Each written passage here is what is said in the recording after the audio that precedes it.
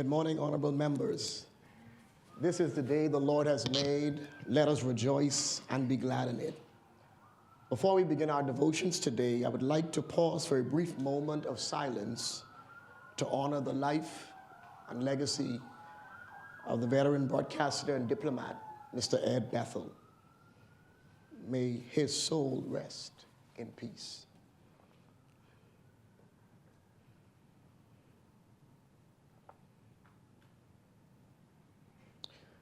Today, in our Moments of Impact devotional segment, our topic is the God of the miraculous.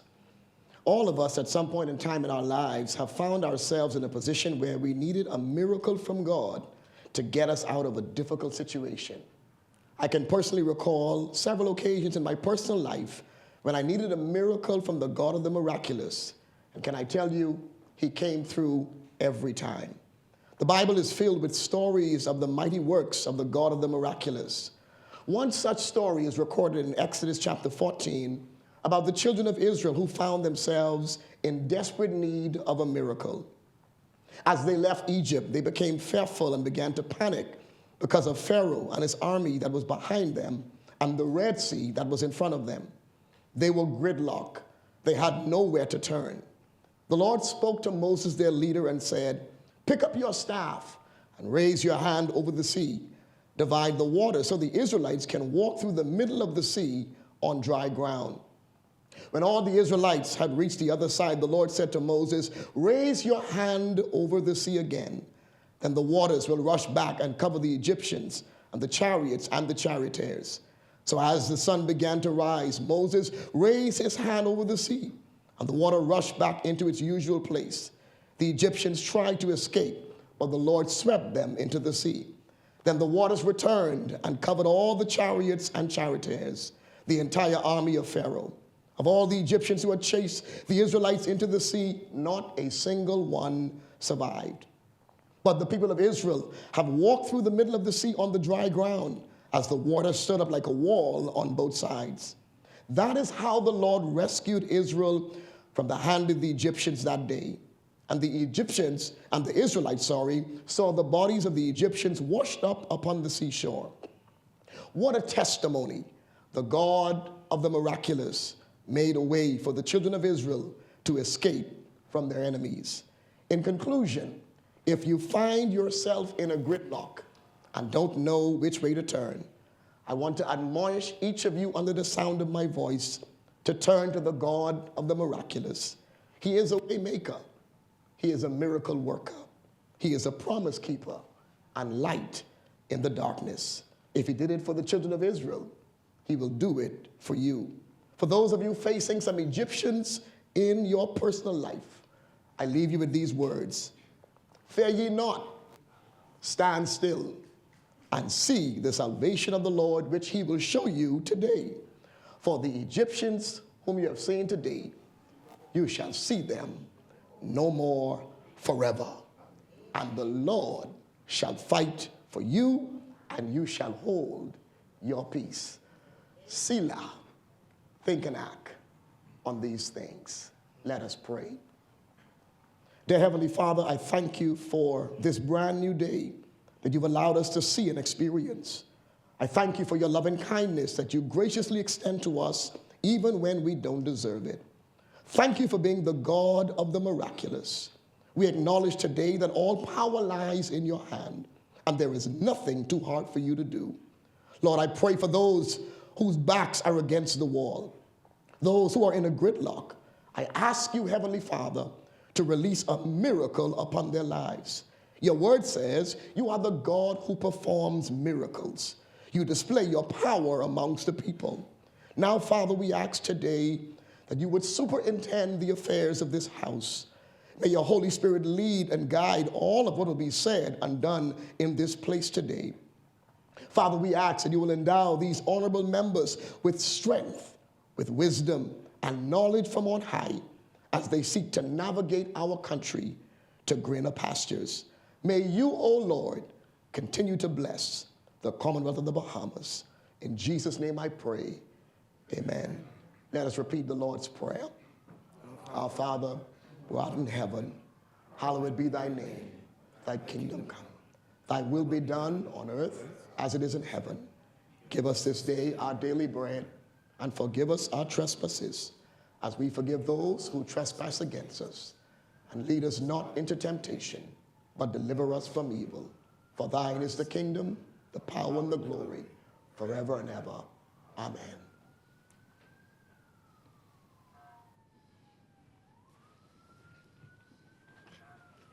Philip Davis, Chester Tito, Fred Mitchell, Glennis Hannah Martin, Obadiah Wilscombe, Alfred Sayers, Dr. Michael Darville, Place Heating, Keith Bell, Wayne Monroe, Vaughn Miller, Jobeth Colby Davis, Ginger Moxie, Mario Bole, Jomo Campbell, Basil McIntosh, Miles LaRoda, Kia Glover Rowe, Lisa Ramey, Zane Lightborn, Dr. Hubert Minnis, Jamal Strawn, John Tinder, Marcus Roll, Leon Lundy, Kirk Cornish, Wade Watson, Leonardo Lightborn, Leslie Miller Bryce, Leroy Major, Sanvanius Petty, Mikkel Bonnaby, Michael Pintard, James Kwesi Thompson, Aram Lewis, Shannon Don Cartwright, Adrian Gibson, Adrian Wood.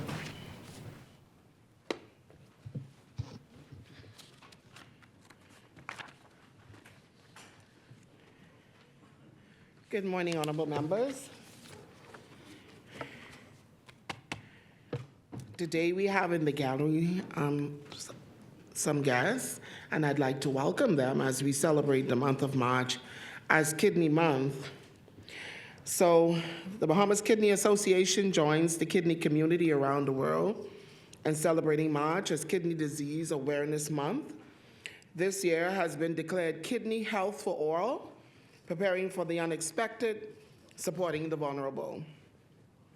Kidney disease is one of the health problems that we struggle with here in the Bahamas.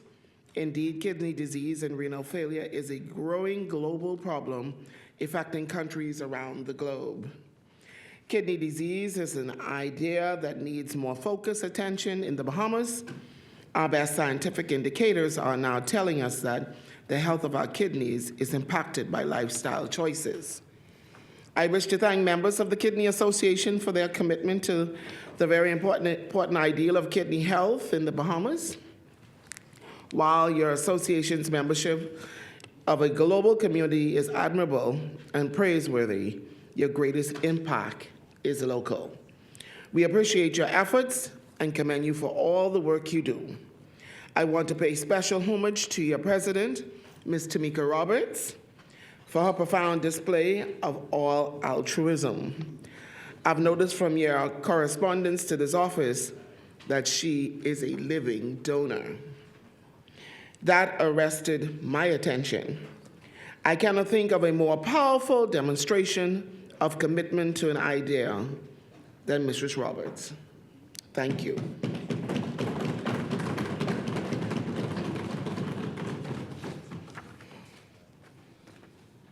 Today, members, I see that we are debating the procurement bill and the financial management bill. You know, anytime we talk about money, we get really rowdy in here. Today, Speaker wants everybody on their best behavior. No noise, right and eyes? No shouting today. Zip, zip, good. No noise. Speaker feel good today.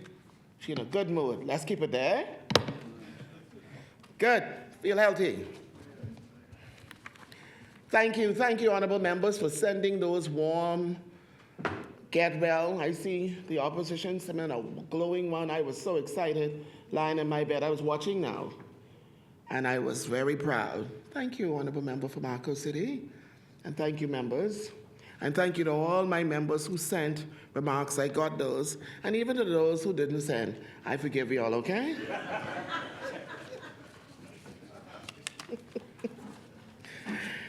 Let's get on with the people's business. Introduction and swearing in of new members. Laying of documents by ministers. Statement and communication by ministers. Communications by the clerk. Yes, Madam Speaker, I beg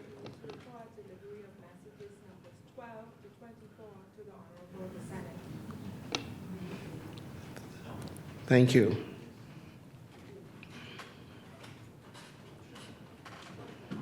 Messages from the Governor General. Messages from the Senate. Where's there it is.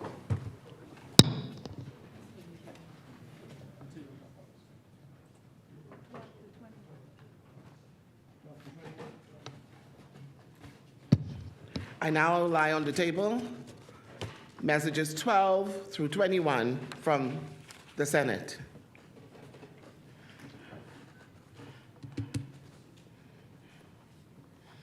Motions for leave of absence, leave to resign, seat and new writs.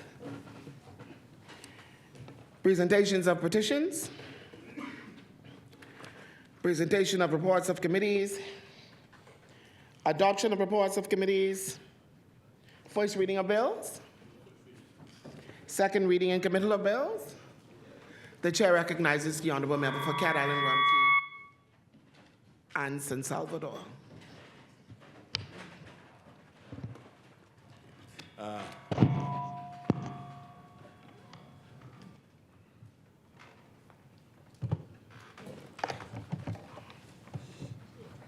Morning, Madam Speaker, Good morning. and to my parliamentary colleagues.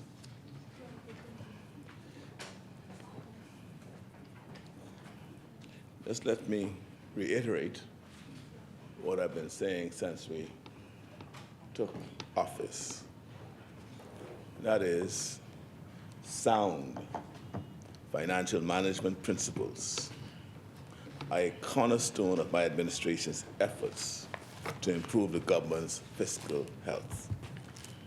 So today, we are here to repeal and replace the Public Finance Management Act 2021, the Fiscal Responsibility Act 2018, sections of the Financial Administration and Audit Act, and the Public Procurement Act, correcting issues surrounding the practical implementation and delivering improved governmental financial management and transparency on behalf of the Bahamian people.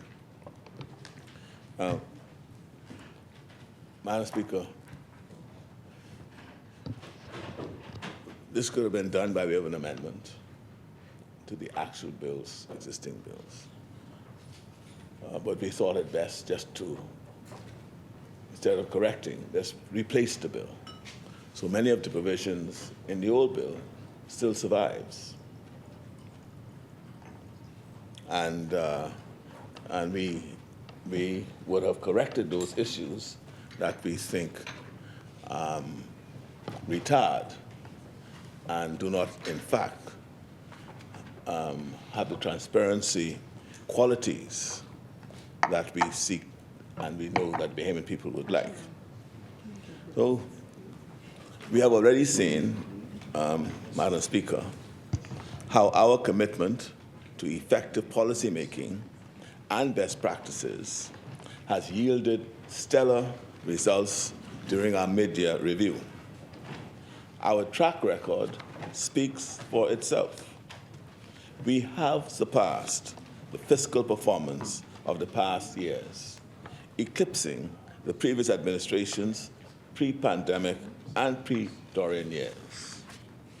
Spurred by record levels of economic growth and a recovered job market, we are now surpassing our own revenue targets.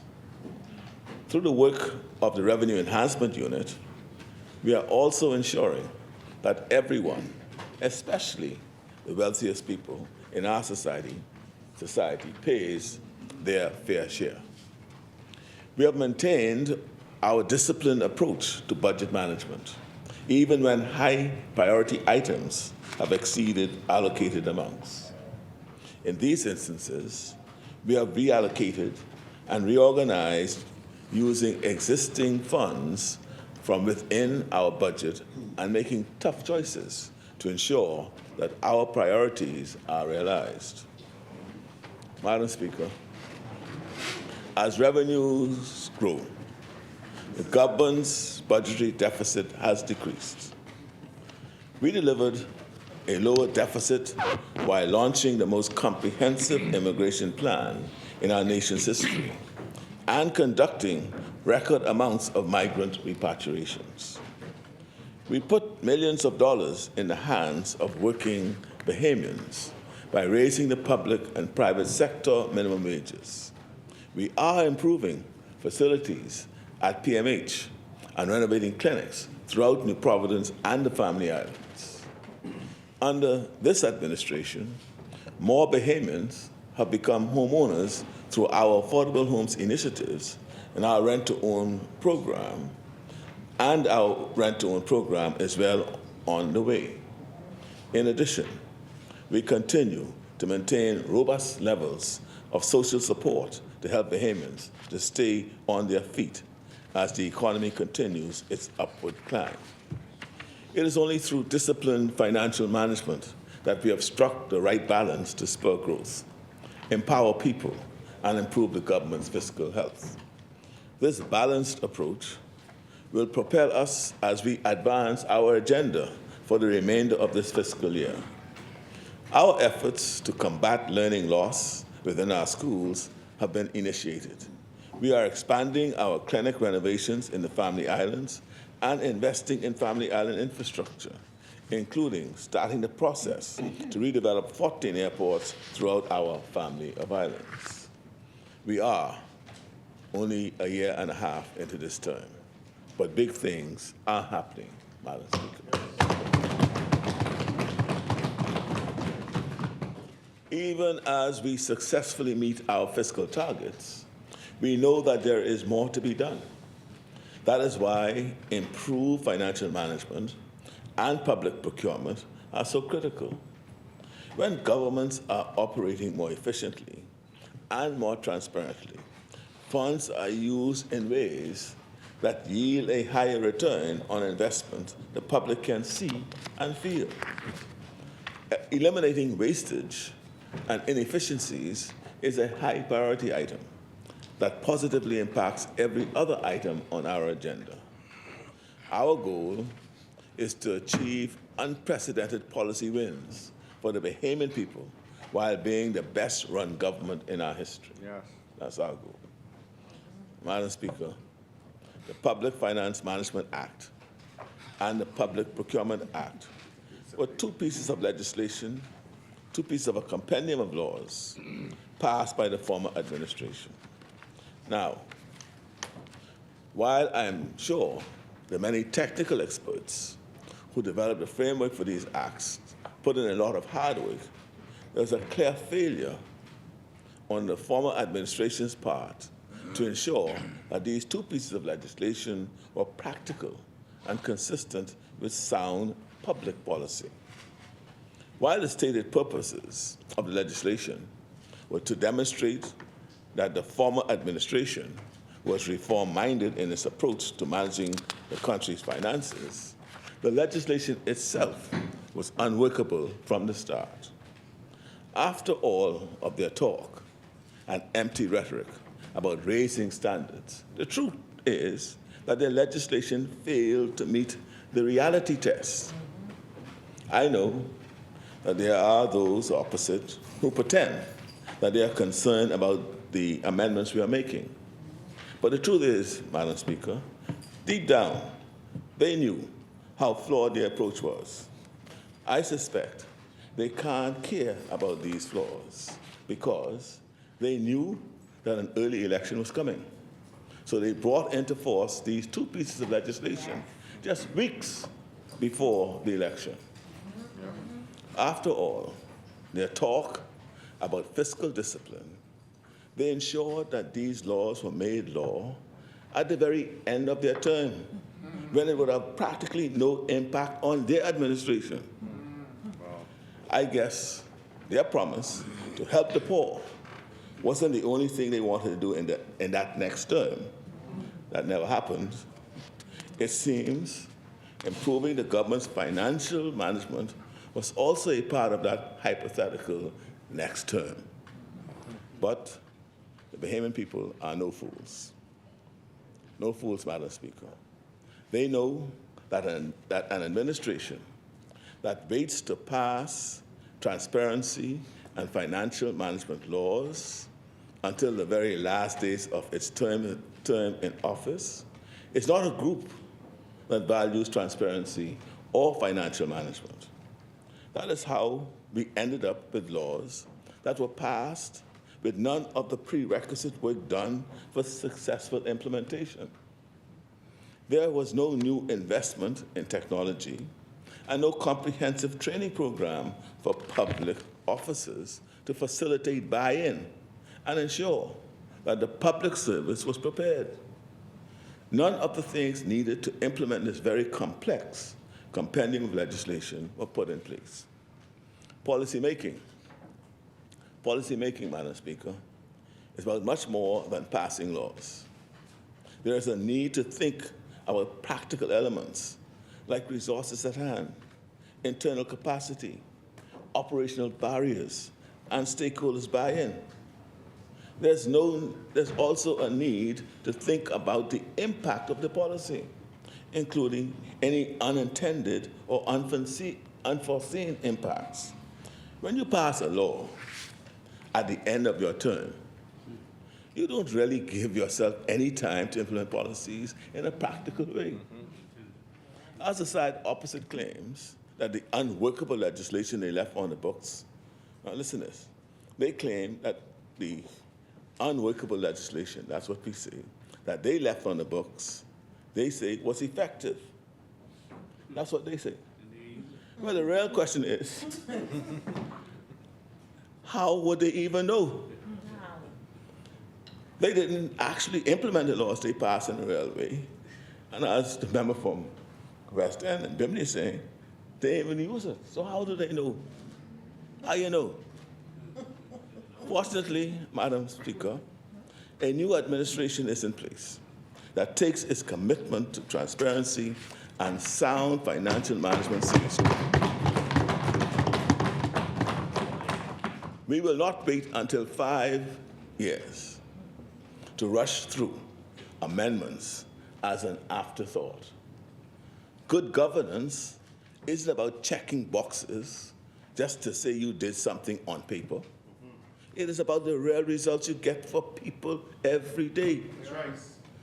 Enactment without a real plan for implementation could have done serious reputational damage to this country, exposing the previous administration as the political equivalent of a used car salesman. They hyped their efforts up with flashy words and big promises, only to disappoint everyone as their empty rhetoric and poorly implemented policies were exposed.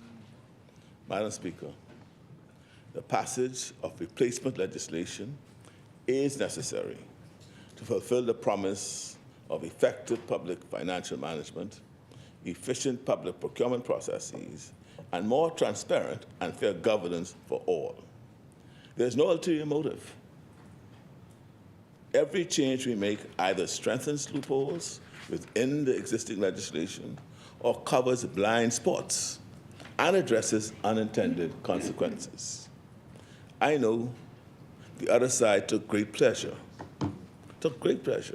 in accusing this administration of not adhering to the law on a variety of matters. However, it has become abundantly clear that they have no clue how to implement the legislation they passed. Wow. The fact that they were clueless with respect to implementation is confirmed by the lack of documentation or background information related to the drafting of the legislation. Without this relevant background, it is nearly impossible for outside observers to understand the reasons for many of the clauses in the legislation and how it's supposed to work in the Bahamian context.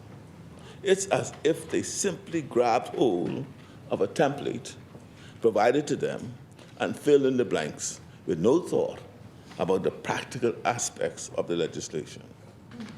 Madam Speaker, the Public Procurement Bill before us today repeals and replaces the 2021 Public Procurement Act, The 2021 Act produced some of the unintended public policy consequences that we are keen to avoid.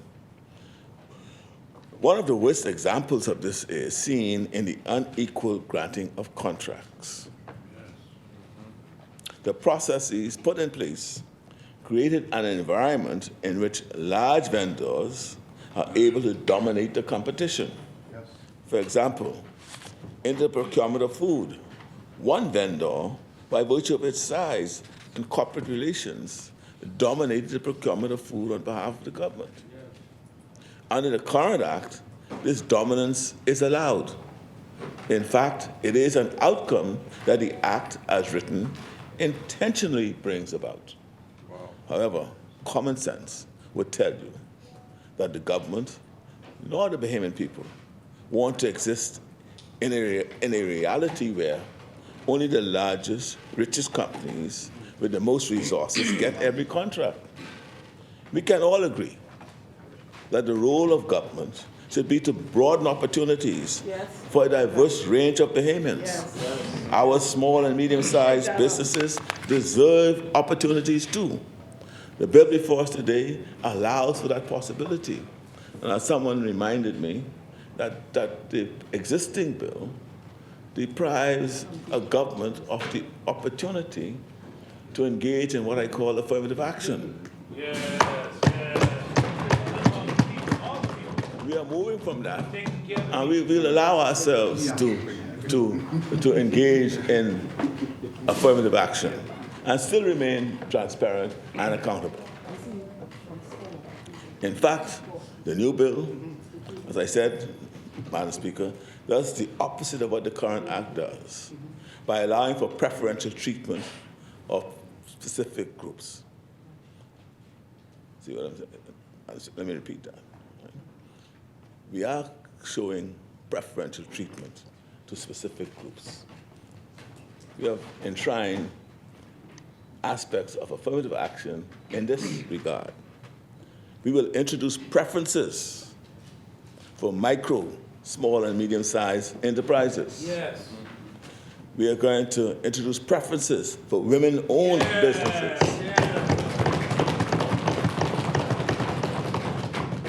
We are going to introduce preferences for family island businesses and youth-owned businesses.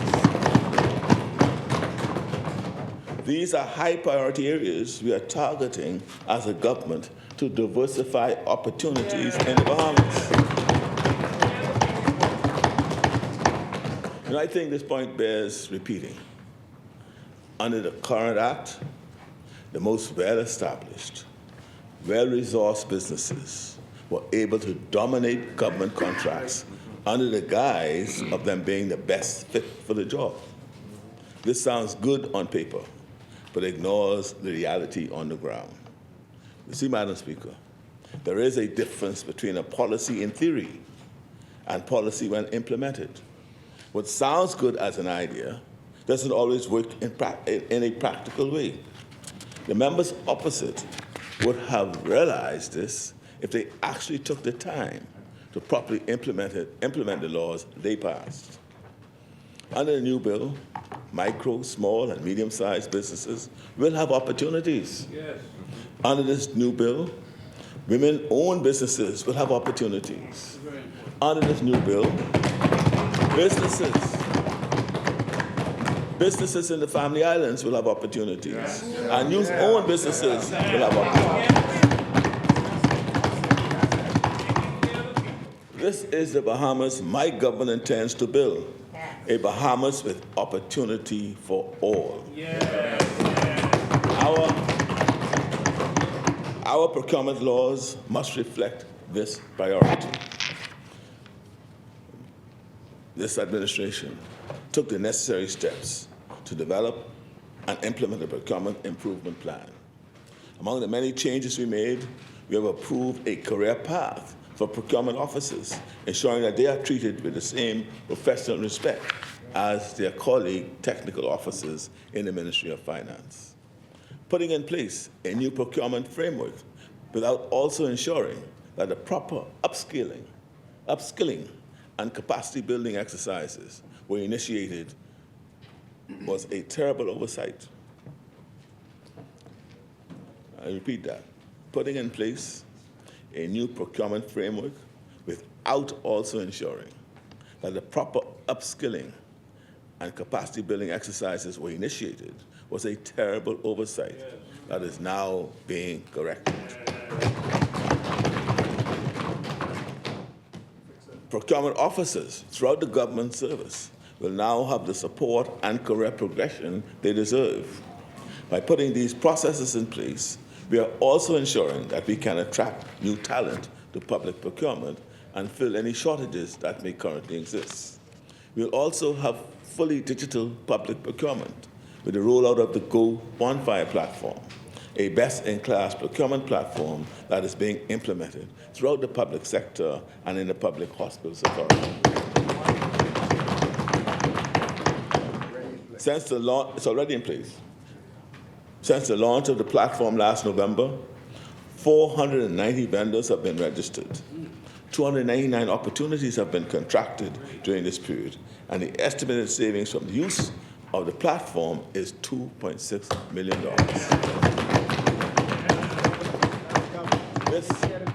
This number is expected to grow as more agencies move their procurement processes online.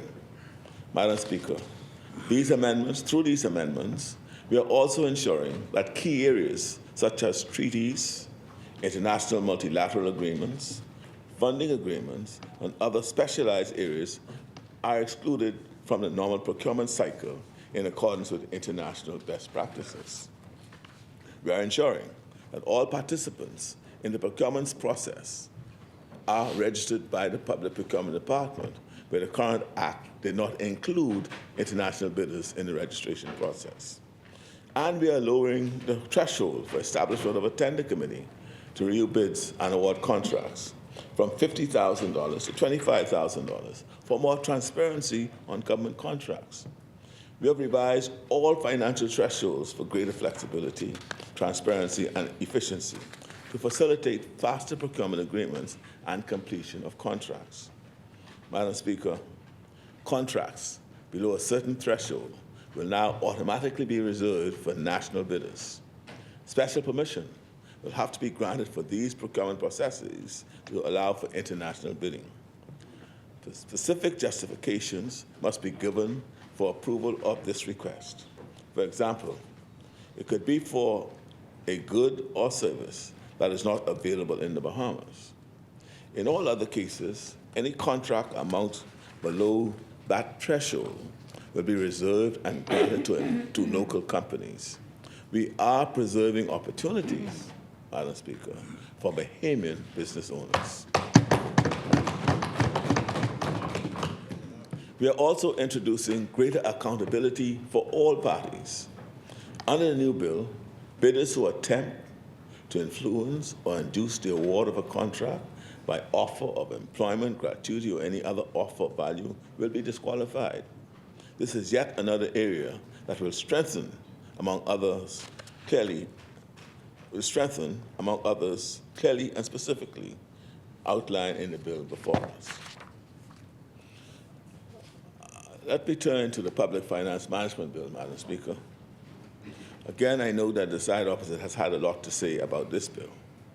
The same people who, while in government, failed to pass a practical and workable law. The same members opposite who did not take a single step toward real implementation of these laws now have all the ideas in the world about implementation. I will not address their out-of-touch commentary directly, except to say, why would the people who fail to exercise effective oversight of $54 million in public funds think they have any credibility when it comes to the management of public finances? Madam Speaker, our approach to the Public Finance Management Bill was much like our approach to the Procurement Bill. We have ensured that the necessary prerequisites are in place for the successful modernization of public finances in the Bahamas. Our first priority was to look out for the finance and accounting officers who were overlooked by the previous administration. We are now processing promotions for finance and accounting officers, something that was not done since a PLP government was last in office. We are ensuring that a proper career progression framework is put in place out of respect for the valuable contributions made by our finance and accounting officers. We left in place, Madam Speaker, funding to replace the existing financial management systems when we demitted, no, we didn't demit office, we got fired. When we got fired in 2017 by the Bahamian people. But we left something in place for them. To our shock, when we returned to office in 2021, when they were fired, there was very little progress. The government's payroll system has been in use since 1998. The hardware it sits on is no longer supported by the manufacturer. Despite the funding being in place, in 4+ years, they did little to address the situation. No wonder the payment backlog increased so much while they were in office. Defunct software and outdated hardware were kept in place by the obsolete leaders. The real victims of their inaction were the thousands of public servants who showed up to work every day but were unable to receive the money they earned. This is not just a hiccup in the system. We are talking about people's careers and livelihoods here. On realizing the full extent of the issue, within our first month in office, we got to work clearing out this backlog. Some of the stacks of files were piled all the way up to the roof of the Ministry of Public Service and were left untouched for 4+ years. That could not happen under our watch. Every public servant deserves the pay they have earned. As we prioritize getting owed payments through the system, we are investing in a digital document management system and human resource management information system to ensure that this backlog never happens again.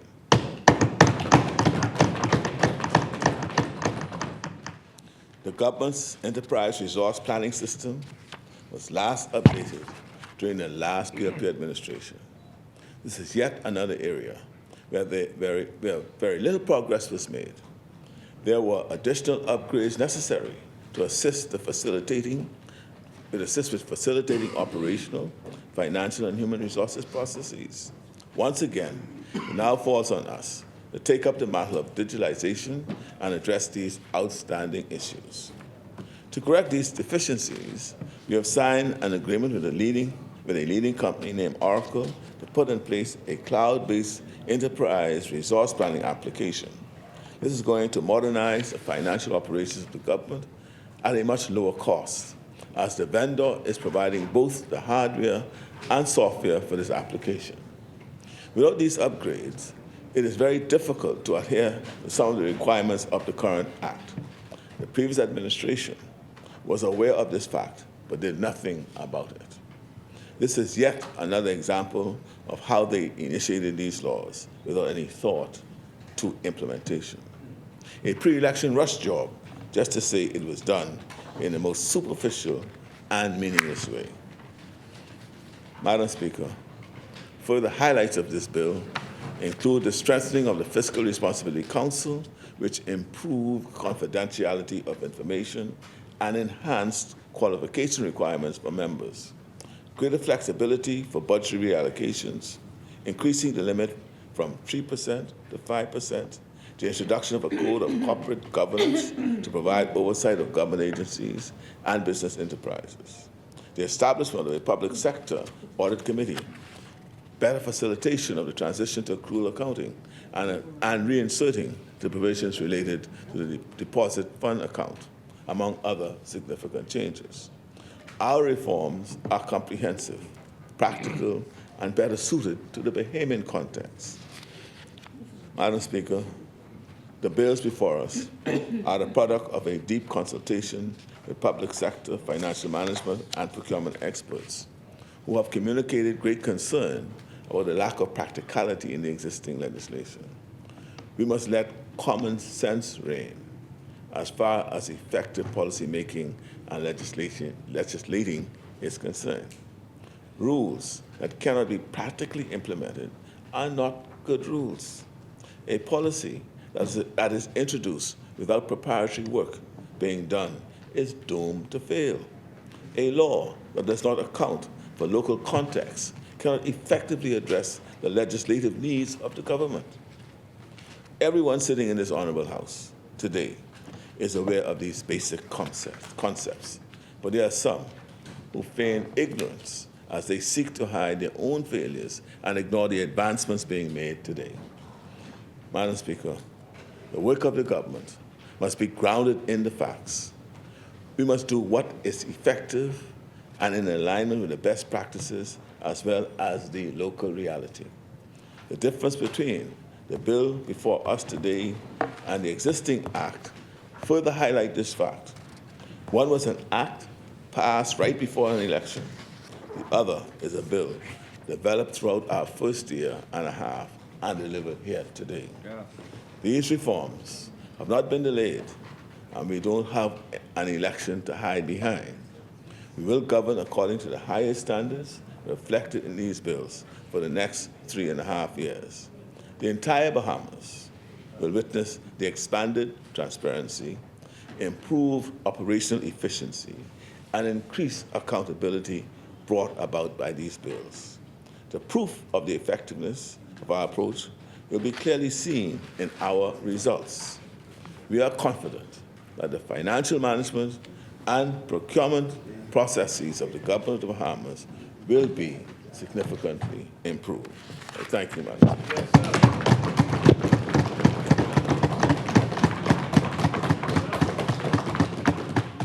Thank you, Honourable Member. Is there a seconder? The Chair recognizes the Honourable Member for South and Central Andros. Good morning, Madam Speaker, and thank you and welcome back. I didn't send a message, but I didn't get a response, but that's okay. I am grateful for another opportunity to make a presentation in this honorable House and to second the bills that are laid, to repeal and replace the Public Procurement Act 2021 and the Public Finance Management Bill of 2023. Madam Speaker, as I begin my contribution, I would like to take a moment to celebrate and congratulate my youngest daughter, Lauren. Just this week, she received an Outstanding Performance Award from the Ministry of Education's Examination and Testing Division for achieving 8 A grades in the 2002 PJC examination.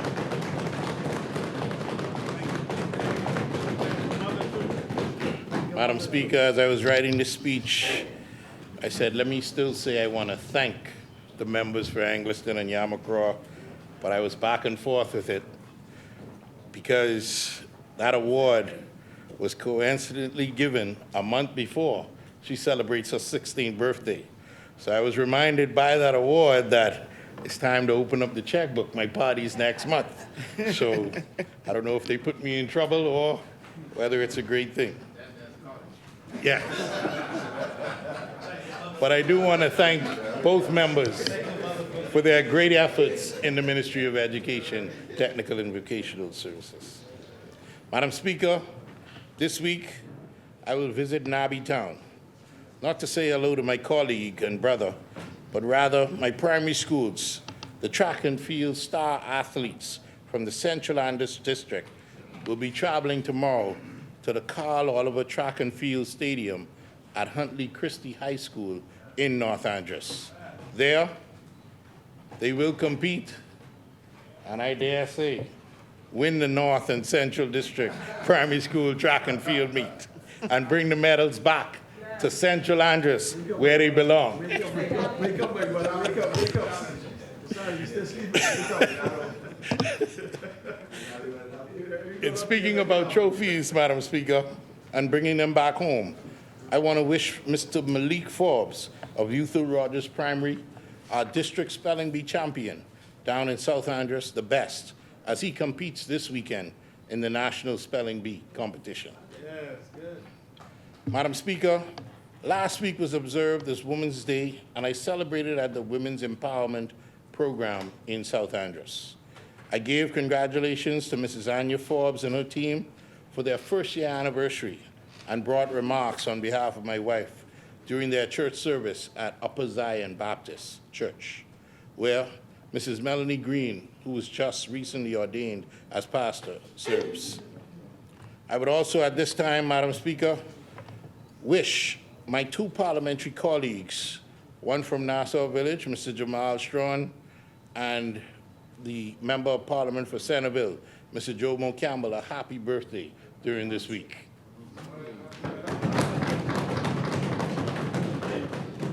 Madam Speaker, as the member for Cat Island, Rumkey, and San Salvador stated, it is vitally important that the government offers a procurement system that is well designed. In the past, the process for awarding public contracts were restrictive and creative complexity and confusion for buyers and sellers, suppliers alike. The purpose of this bill is to ensure that there is equitable treatment of all suppliers, consultants, and contracts within the government system. We also want to ensure that the system is efficient and lends to transparency and accountability that we presented in our blueprint for change. Public procurement is a crucial pillar of services delivery for governments. Madam Speaker, because of this sheer volume of spending it represents, well-governed public procurement can and must play a major role in fostering public sector efficiency and establishing citizens' trust. However, Madam Speaker, there have been evident gaps in the previous bill that the government is now obligated to rectify. The changes to the bill address the entire procurement cycle while integrating public procurement with other elements of strategic government, such as budgeting, financial management, and additional forms of services delivery. These changes, Madam Speaker, are an opportunity for all stakeholders to work together to enhance the effectiveness of the procurement system, which benefits all Bahamians. Madam Speaker, this New Day government wants to ensure that any person or businesses interested in being a part of the procurement process are and can be registered in the system fairly. And within the system, a business can upload all of the needed documentation and track its progress throughout the entire tender system. As a result, we provide greater accountability and transparency to the businesses on behalf of the government. Another change brought by this bill, Madam Speaker, is the threshold amount for reviewing bids. Under the previous act, it was set at $50,000. We now aim to place the reviews by the tender committee at $25,000. Madam Speaker, this government is very intentional about the procurement system being equitable and accessible to all. Any large amount of government spending must be leveraged to play its part in our economic recovery. Opening up public contracts to more small businesses and social enterprises to innovate in public service delivery. The government, Madam Speaker, does not aim to stifle innovation and deter small businesses and startups from ever bidding for public contracts. Therefore, new clauses in the bill gives a development preference for women-led businesses, micro, small, and medium-sized businesses, youth-led businesses, Madam Speaker, and of course, family island businesses. This is an indication that our blueprint for change is truly about change and not lip service. Recommendations by the OECD or the Organization for Economic Development emphasize the importance of encouraging procurement officials to dialogue with suppliers and enhancing data collection and monitoring of the results. Madam Speaker, it is not simply enough to approve contracts bids solely on the fact of lower cost or the ones with the most experience. A careful balance must be weighed in the decision-making process, which lends to the importance of government dialoguing with the suppliers. This openness, Madam Speaker, increases the chance that the bids our government receive for its contract will have the best price-quality ratio and make the best contribution to a more sustainable, social, and innovative Bahama land. Madam Speaker, in replacing the Public Financial Management Bill, this government seeks, as the member for Cat Island, Rumkey, and San Salvador just mentioned, to strengthen the loopholes and cover the blind spots. Technology has to be upgraded so that the civil servants are not waiting unnecessarily on their paychecks due to an outdated payroll software. Madam Speaker, we are in the era of digitization and cloud-based systems. Therefore, the way the government manages its financial obligations must also be efficient and cost-effective and run along with the times. For a system to be efficient, its users must also be efficient. We have heard the term garbage in, garbage out, which means that our efforts must also include enhancing the required qualifications for our team members. Madam Speaker, training, efficiency, confidentiality, and code of conduct are keywords that help to structure the changes in the bill. And as I close, Madam Speaker, we are in a time of recovery, restoration, and repair. Our efforts to improve the gaps in these bills are a testament to the Davis-Cooper administration's objective to shore up our processes.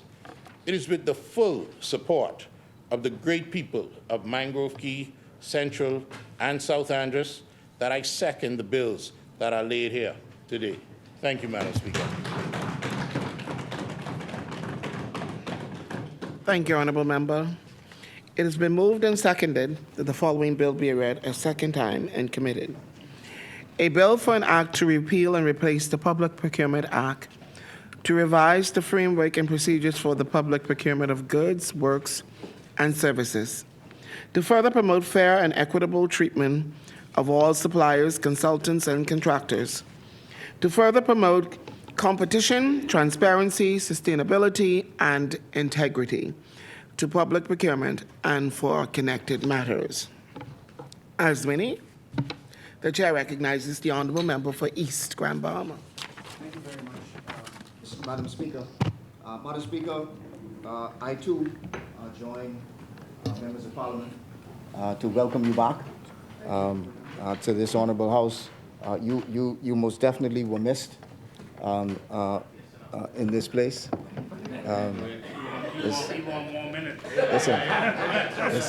Listen, man. Y'all leave me and the Speaker. Don't get in that. Don't get in that.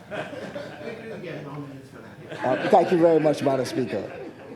Madam Speaker, before I get into the substantive presentation, I do want to offer my most sincere condolences to the family of Elceda Cooper, who is a matriarch in the Maidatown community. She was laid to rest this past Saturday. And also to the family of Ann Burrows, who is in East Grand Bahama as well, and particularly to her sons and daughter. I think she will be laid to rest this Saturday, so we want to offer our prayers and condolences to those families.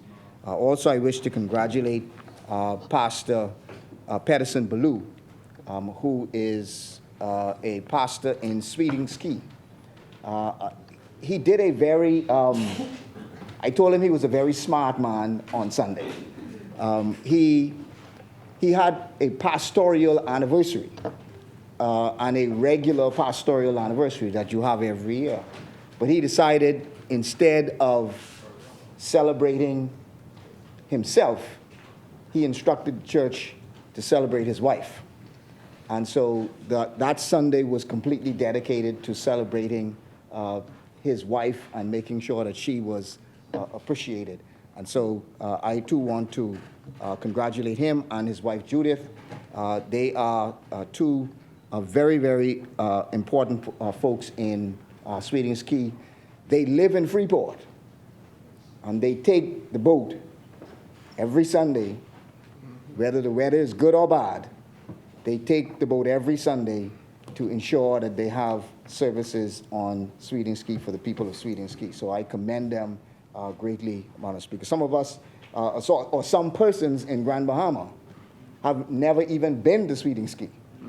And he does it every Sunday without fail. And so I commend him for it. Madam Speaker,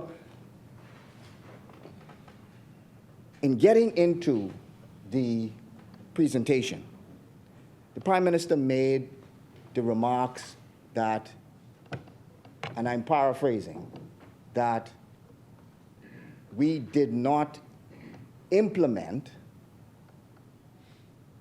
items in the acts that we passed. The Procurement Act, obviously, was something that came into effect the month of the election. So you would not be obligated to implement any of those changes until the date of the effective date of that act coming into force. The Public Financial Management Act, the Public Financial Management Act and the Fiscal Responsibility Act, though, have fully been implemented. You have the Fiscal Strategy Report. We've had 2 or 3 fiscal strategy reports that the previous administration put into effect. We've had the budget reserve appropriation that the Free National Movement has put into effect. We've had the Fiscal Responsibility Council that the previous administration has put into effect. We've had the monthly reports, which were never done before, and which are extremely useful to not just the government, but extremely useful to the public, where the government now is obligated to provide monthly reports to the public on the financial position of a government. And that has been put into force. The election report has been put into force, and we presented the first election report. So, Madam Speaker, it is wrong to say that the Free National Movement passed acts that we did not put into effect.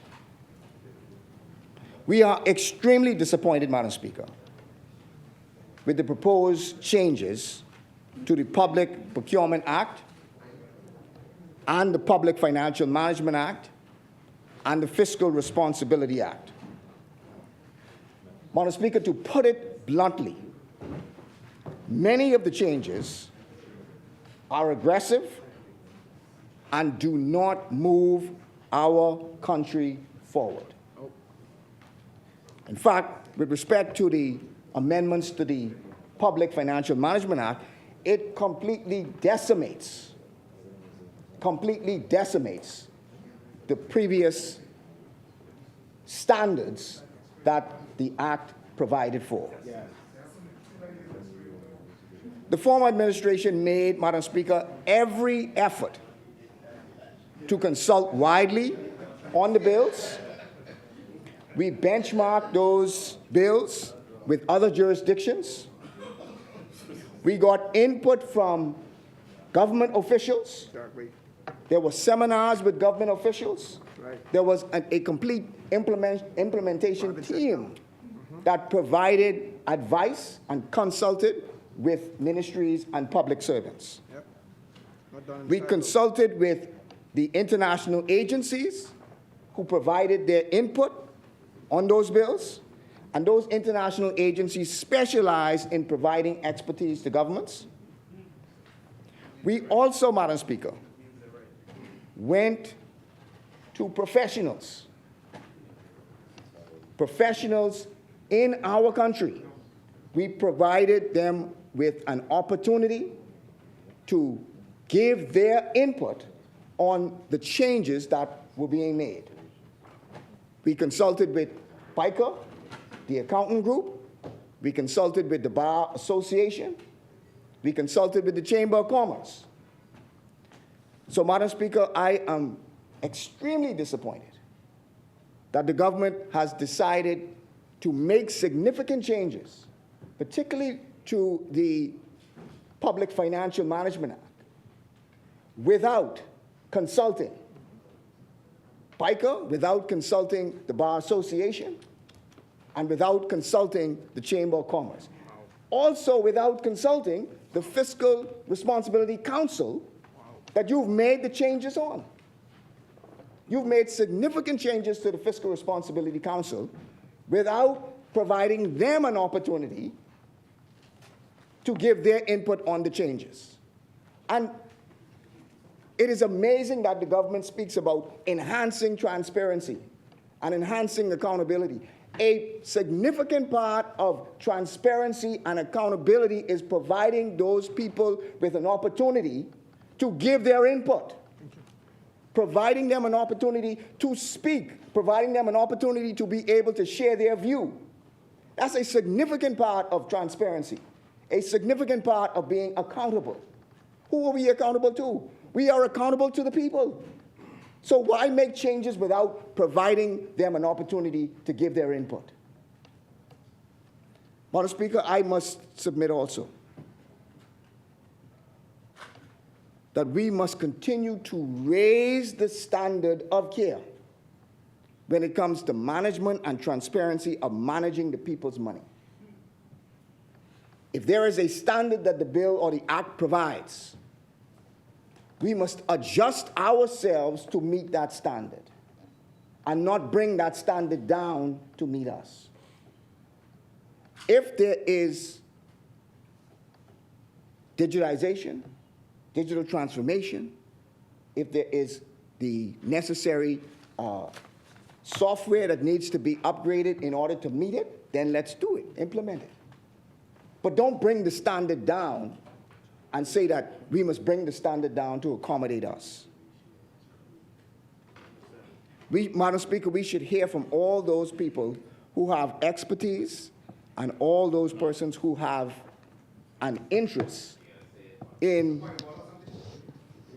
Point of order. The chair recognizes the honourable member for Baines and Grandstand. Just wanted to... That should be your Minister of Finance. Welcome. Yes, sir.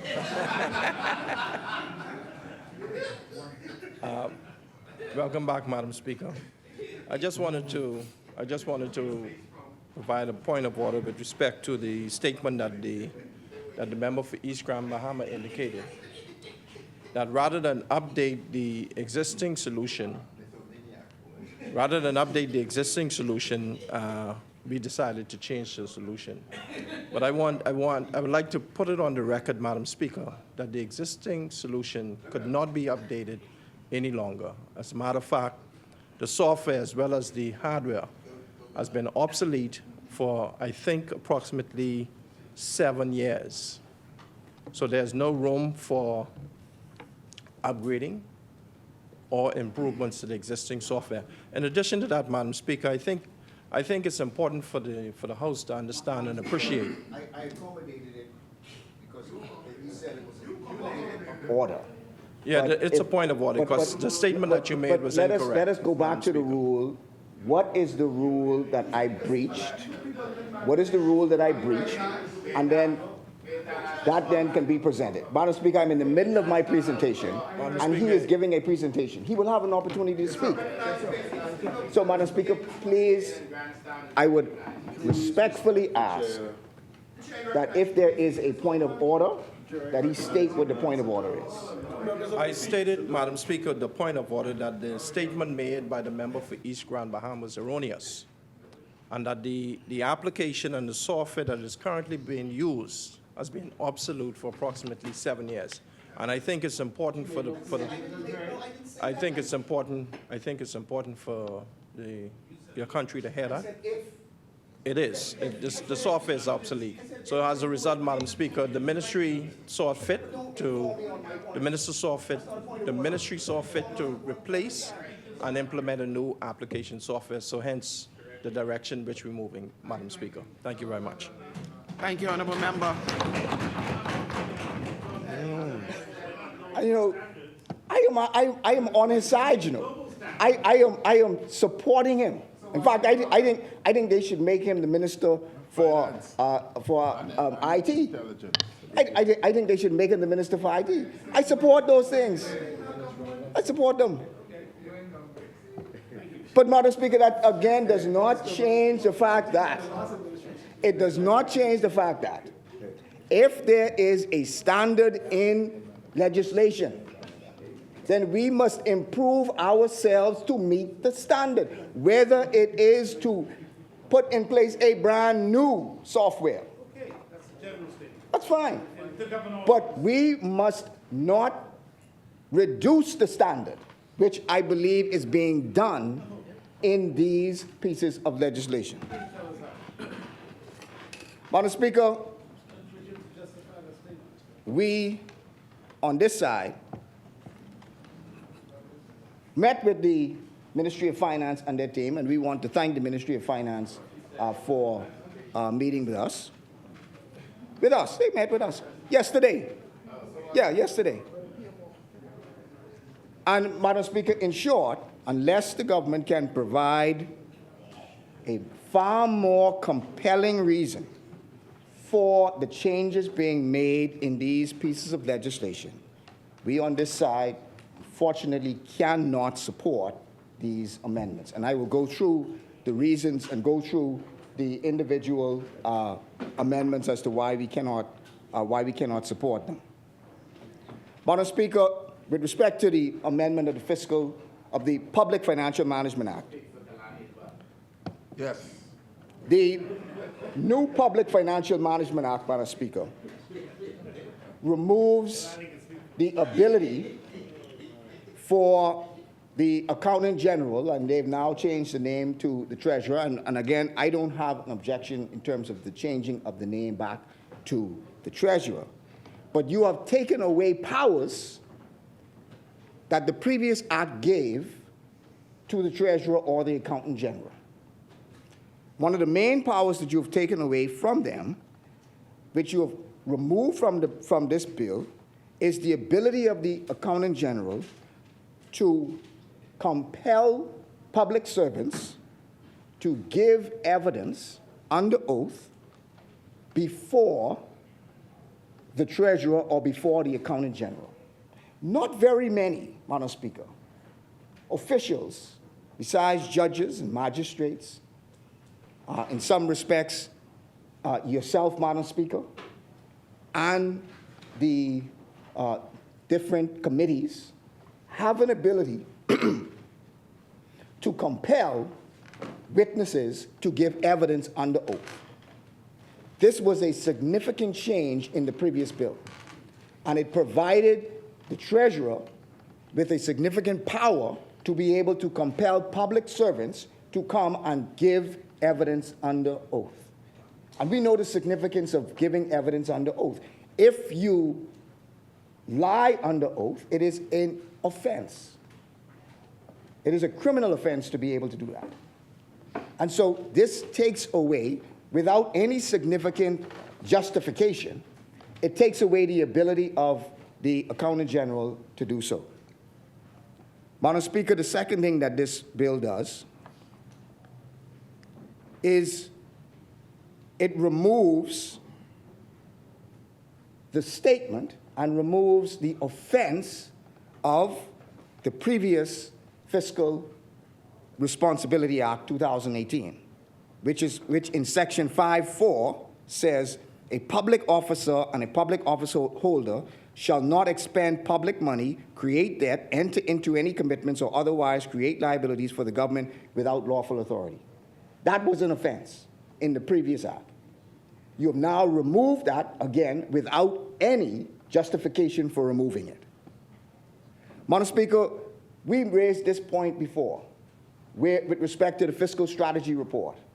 You have now removed the fiscal strategy report and put it as a part of the budget. We had a discussion with the Ministry of Finance officials on this. And their point was, the time period in November is unworkable. Well, Madam Speaker, we don't have a difficulty with the time period, or you making the case that the time period is difficult, but do not put it in the process of the budget. Because the fiscal strategy report is a document that is supposed to guide the budget. Exactly. It is supposed to be a document that you look forward and you benchmark the budget to the fiscal strategy report. Yes, sir. So why put it in the same process as the budget? The whole point of the matter is it should be before the budget so that the Ministry of Finance officials have a blueprint, a guide to be able to process the budget and make the budget by. So, Madam Speaker, we again disagree with this point. And what will end up happening, Madam Speaker, is it will get lost in the budget process. There are many bills that you put in the budget process because you don't want to talk about them. You just want to pass them. You don't want a separate debate about them. So you give it and you put it in the budget process. But, Madam Speaker, the fiscal strategy report is so significant, it should not be a part of the budget process. And it is taking away the ability of the House to debate it. So why should we support taking away the ability of the elected members of Parliament and elected representatives, the ability to debate and discuss and recommend the way that we should be moving forward fiscally? We have it now, but now what you are doing is you are removing the ability to have a separate debate on it. So now all you are doing is putting it in the budget process, and it will get lost in the budget process. Madam Speaker, you are also removing or significantly changing the exception circumstance clause of the previous Public Financial Management Act.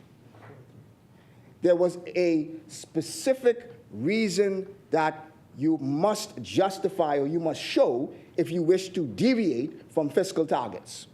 The previous bill said temporarily depart from the requirements of the fiscal objectives in the first schedule only when sudden, unexpected events arise from external shocks resulting in a significant economic downturn, national security considerations, or a national disaster.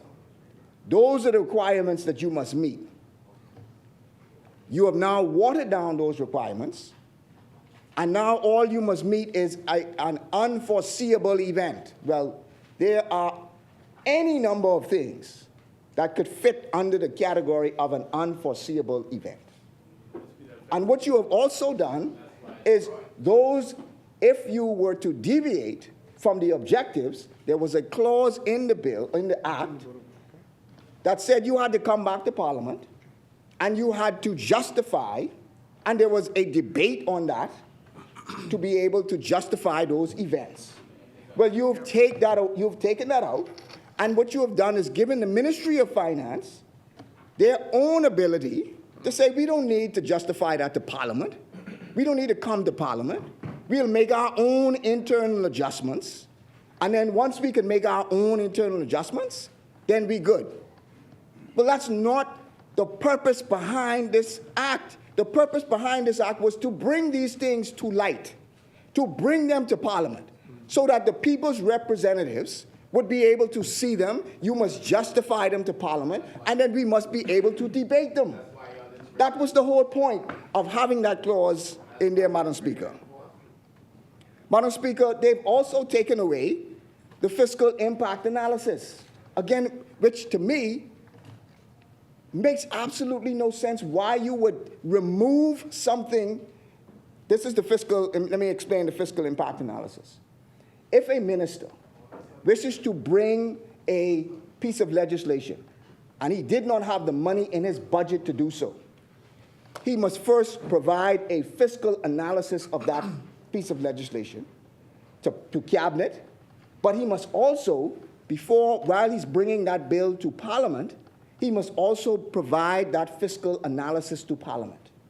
Well, Madam Speaker, again, they've removed that. So what they are doing is taking out the powers that Parliament has.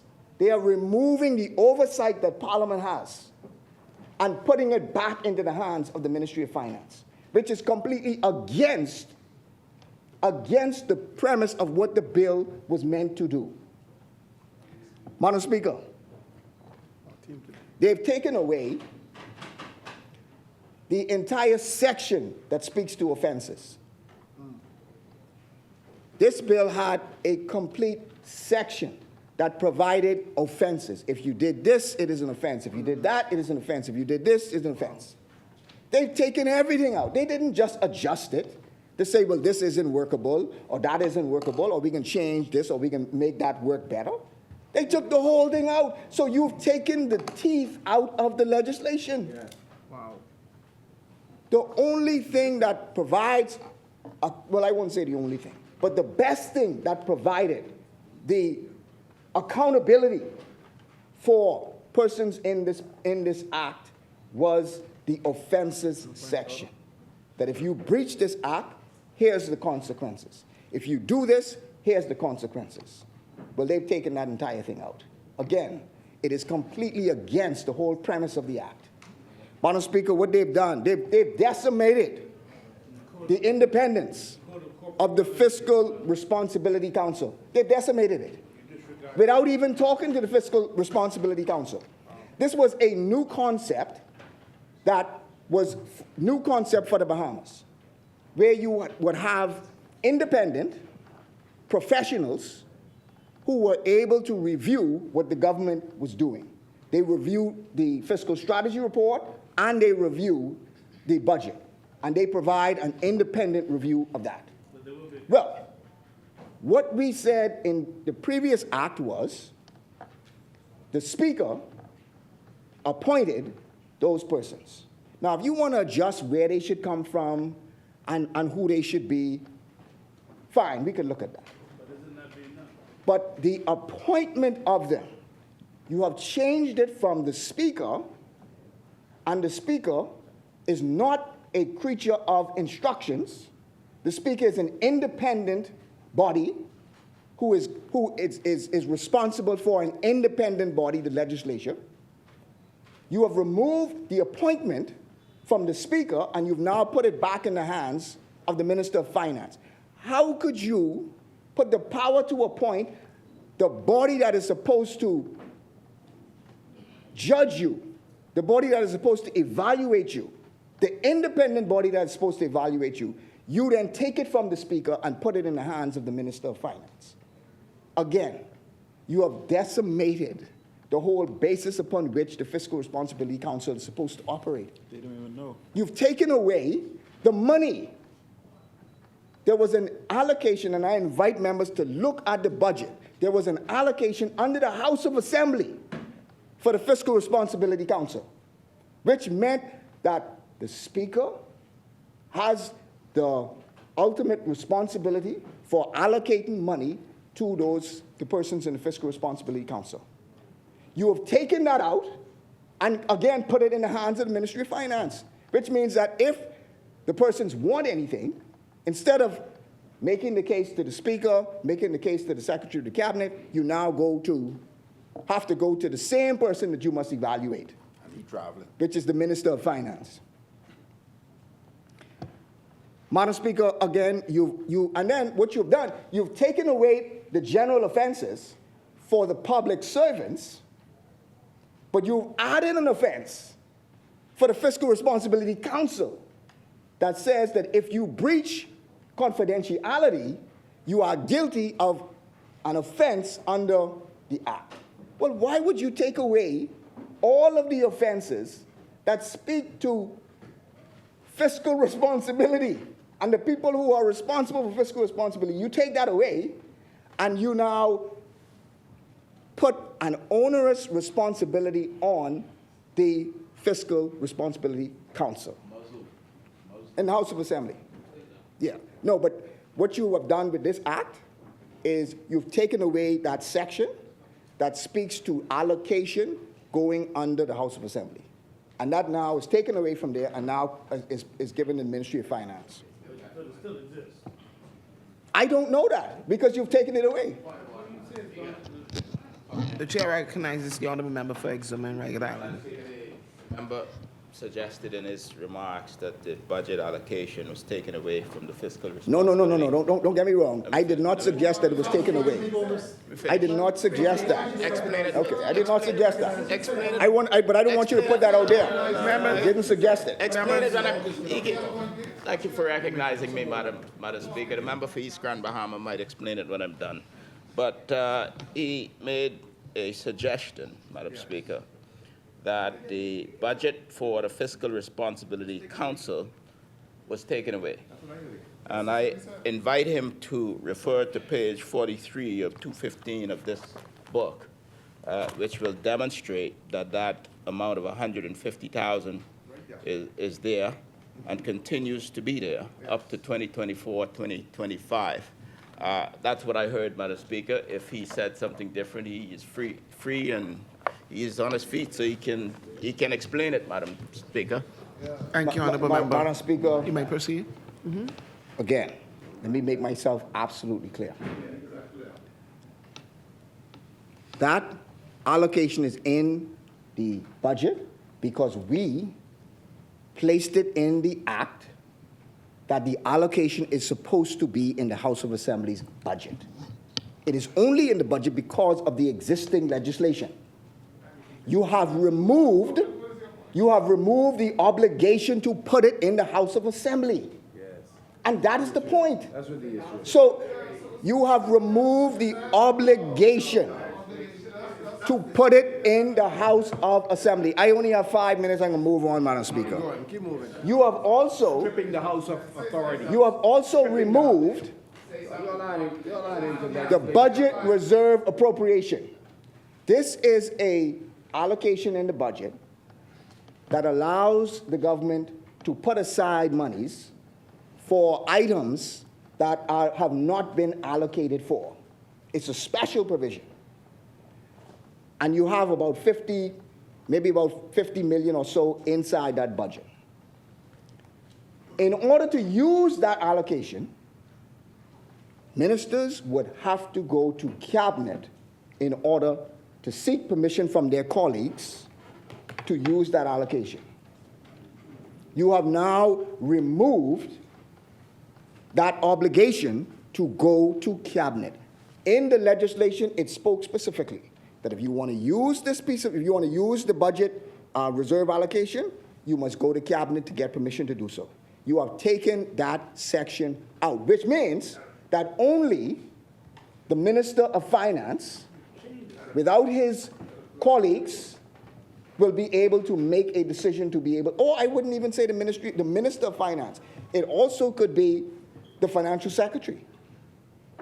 But we put in the act that you must go, this was so important that in order for you to use this, you must go to your cabinet colleagues and get your cabinet colleagues' permission through cabinet to do so.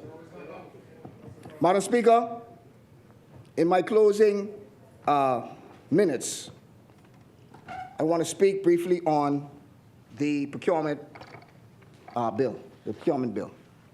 Madam Speaker, the Prime Minister made a big point about family islands, small businesses, women, young people being able to do so. They are able to do so because there is a provision in the Act called the Development Preference Section. The Development Preference Section gives the power to use these preferences. What the bill has done is the bill has defined what a development preference is. Women, so on. Well, the section that speaks to development preference is an exact copy of the previous section that speaks to domestic preferences. It is not changed. So the power to do so was already there. The only thing they did was define it so that you're now able to use it for this particular purpose. So, Madam Speaker, they could have done it without the definition. Of course you could. You could have done it without the definition. Because the power you gave, the power to do so was already in the act. So it's nothing different from what they did. We actually put the power in the act, and all they did was copy it. They copied the same preference.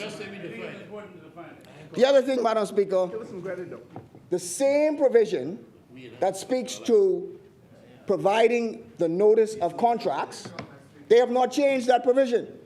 So all of this business about we cannot do it because it's unworkable with the act and so on, you have not changed that obligation whatsoever. You have just repeated the same thing that was in the previous act.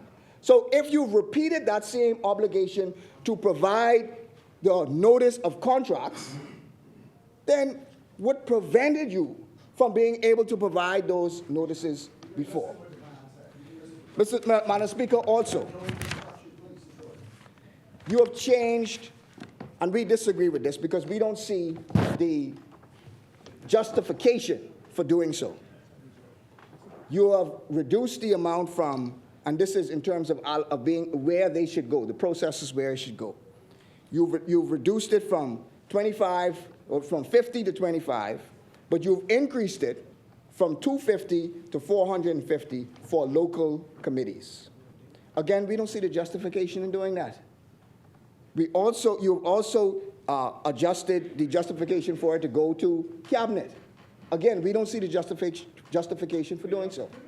And there is a concern that I would have, Madam Speaker, with respect to direct awards, which is no bid, basically no bid contracts. So, if I could just have 2 minutes, Madam Speaker, just to wrap up. Thank you, Madam Speaker. With respect to the direct awards, you've put in place, you've actually changed the name, because you've changed the name, Madam Speaker, from limited awards to direct awards. But the wordings are still the same. The only difference that you've done is you've limited, and I understand probably the reason why you've done it, but I just question whether you haven't tied your own hands, because you've limited the direct contracts to under $100,000 in emergency situations.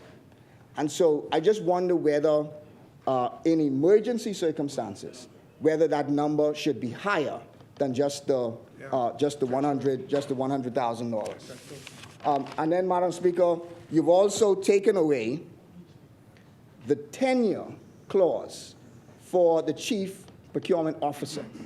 The Chief Procurement Officer in the previous act gave you 5 years and then an additional 5 years. You could not serve more than 10. Next. You've taken that clause out. So what is the justification for making that term unlimited? And we don't see the justification for doing so, because that is a clause that really should be, is a profession that you really should be training persons, and people should not be getting that comfortable in that procurement as a chief procurement officer because of the importance of it. And then you've also, just again, some minor issues that you've taken out, the accounting clause for the procurement department, which again, you've also taken out the clause that the procurement department must provide audited reports to Parliament. You've taken that out. Again, I do not understand the justification as to why, if they must come to Parliament, provide audited reports to Parliament, that you would take that obligation out. Again, Madam Speaker, as I wrap up, we must keep the standard of transparency and accountability. We must seek to raise ourselves to that standard as opposed to bringing that standard down. And it is unfortunate that these pieces of legislation bring our standard of transparency down. They bring our standard of accountability down. They bring our standard of financial management down. Whatever we argue in terms of the behavior of each of the administrations, we say one thing, you say the next. Fine. We could argue about that. But let us ensure that we keep a high standard for all of us to meet and not remove or not bring down that standard. So, Madam Speaker, it is unfortunate that if they continue along this vein and if they refuse to listen to those of us on this side and those in the community who have raised concerns. The IMF has raised concerns. The IMF itself has said that they have very serious concerns as to what is being done to the Fiscal Responsibility Council.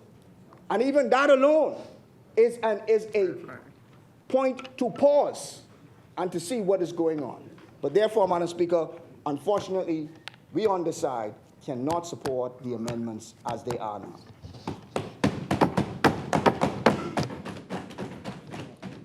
Thank you, Honourable Member. Asmini, the Chair recognizes the Honourable Member for Carmichael.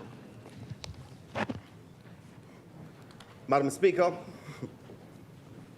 it is indeed a privilege and an honor for me to once again to rise on behalf of the wonderful people of Carmichael to support the passage of this compendium of bills. Madam Speaker, as I do so, as always, I give the honor and the glory to my God and Savior in this holy season of Lent.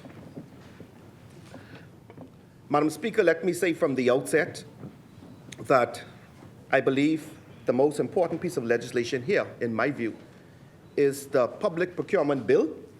And for that purpose, Madam Speaker, I would be concentrating on the provisions therein, and I would have paid very close attention, Madam Speaker, to the Honourable Member for East Grand Bahama, and why he said that we ought to make compelling reasons or give compelling reasons for the need for the amendments. Madam Speaker, at the outset, I must say that I am proud that we're able to bring these amendments and ensure that they are passed, as they represent another serious series of errors that we are here to correct. And yet, this is another promise that this Davis-led administration will fulfill. Madam Speaker, as always, I continue to express in this honorable House, we will be measured by our actions and not by our words. Members may recall, Madam Speaker, that the speech from the throne delivered in October 2021 noted that this government would amend the Public Procurement Act to strengthen the provisions for Bahamian participation in government procurement at all levels. Yeah. Today, Madam Speaker, we are here to deliver on that promise. Madam Speaker, honestly and sincerely, it was not necessarily my intention to debate today, but having gone through the Public Procurement Act, particularly passed under the former administration, which sought to bound this administration and not theirs, it was important, I believe, Madam Speaker, for me just to express a few words on behalf of the good people of Carmichael and right-thinking Bahamians everywhere.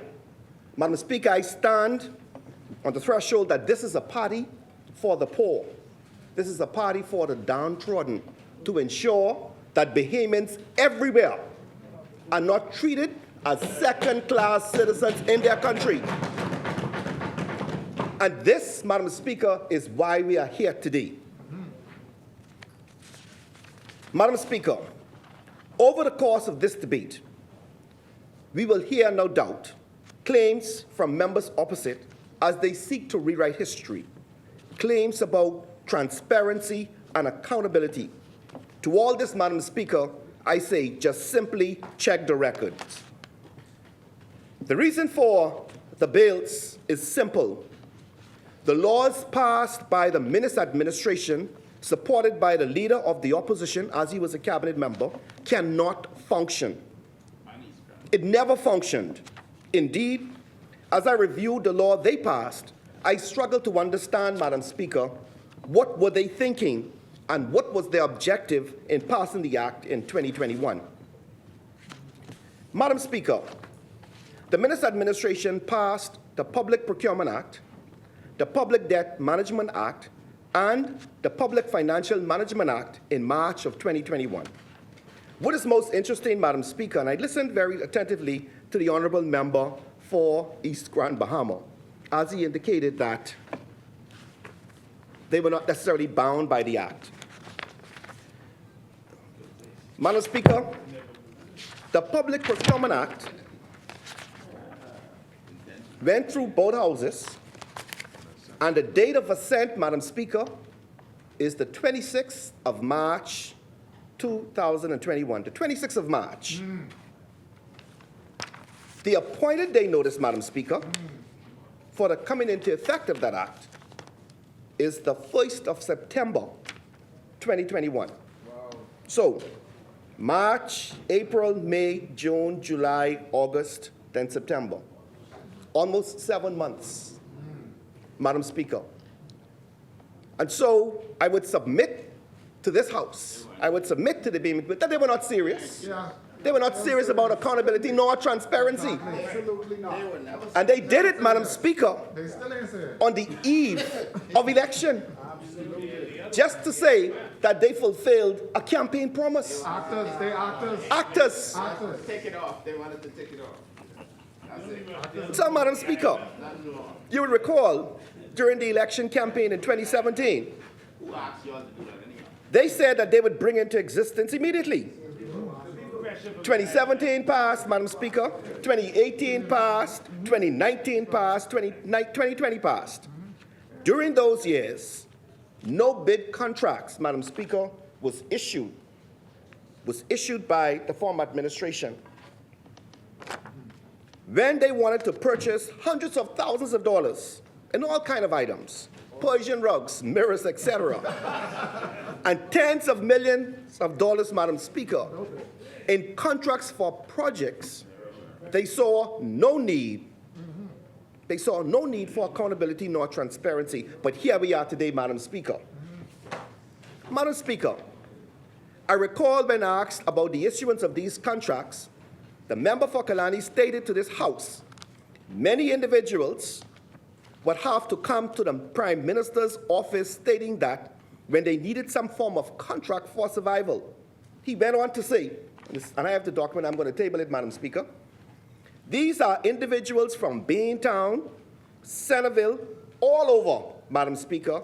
As a compassionate Prime Minister, I send those people, those individuals, to beaches and parks, and I tell them they must find something for them because we cannot have individuals who cannot take care of themselves. That came, Madam Speaker, from the Honourable Member of Kalani. He said it. The chair recognizes the honourable member for Kalani. Thank you very much, Madam Speaker. Stop my time, please. That's what 10 seconds I lost just now. Yes, stop the time. Because when I get up to speak, I want the time stopped. Madam Speaker, I do not deny saying that. The circumstances were simple. There were a lot of individuals that needed help, especially during the pandemic. We had cut our budget. We recognized that a lot of those individuals would not have received help. We gave the chairman, the member for St. Barnabas, permission to rehire, issue the contracts to all these individuals. We recognize that you would run short of funding, but we will go back to Parliament that January to get the additional funds because we were not prepared to put individuals on the street who needed assistance when we as government, that is our responsibility. I did it then, and if it happened, I'd do it again. Thank you, honourable member. Madam Speaker, what you have there, you have an admission. An admission. Madam Speaker, let me say here, I came here, Madam Speaker, to be very simple, very clear, and very straightforward. This is a country of laws.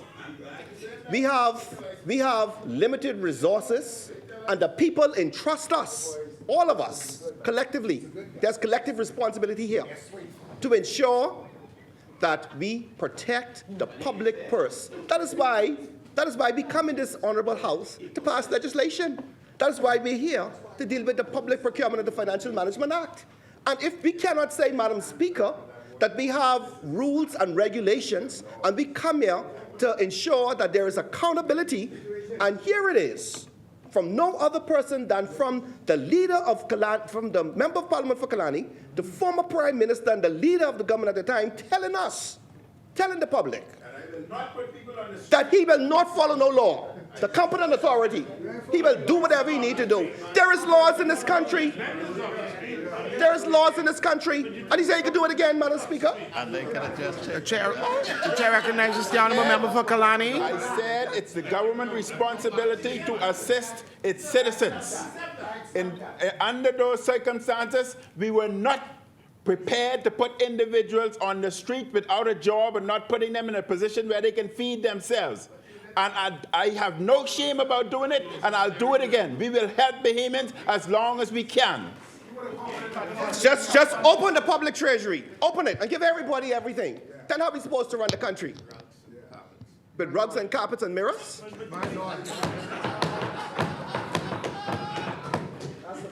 Madam Speaker, what were the checks and balances?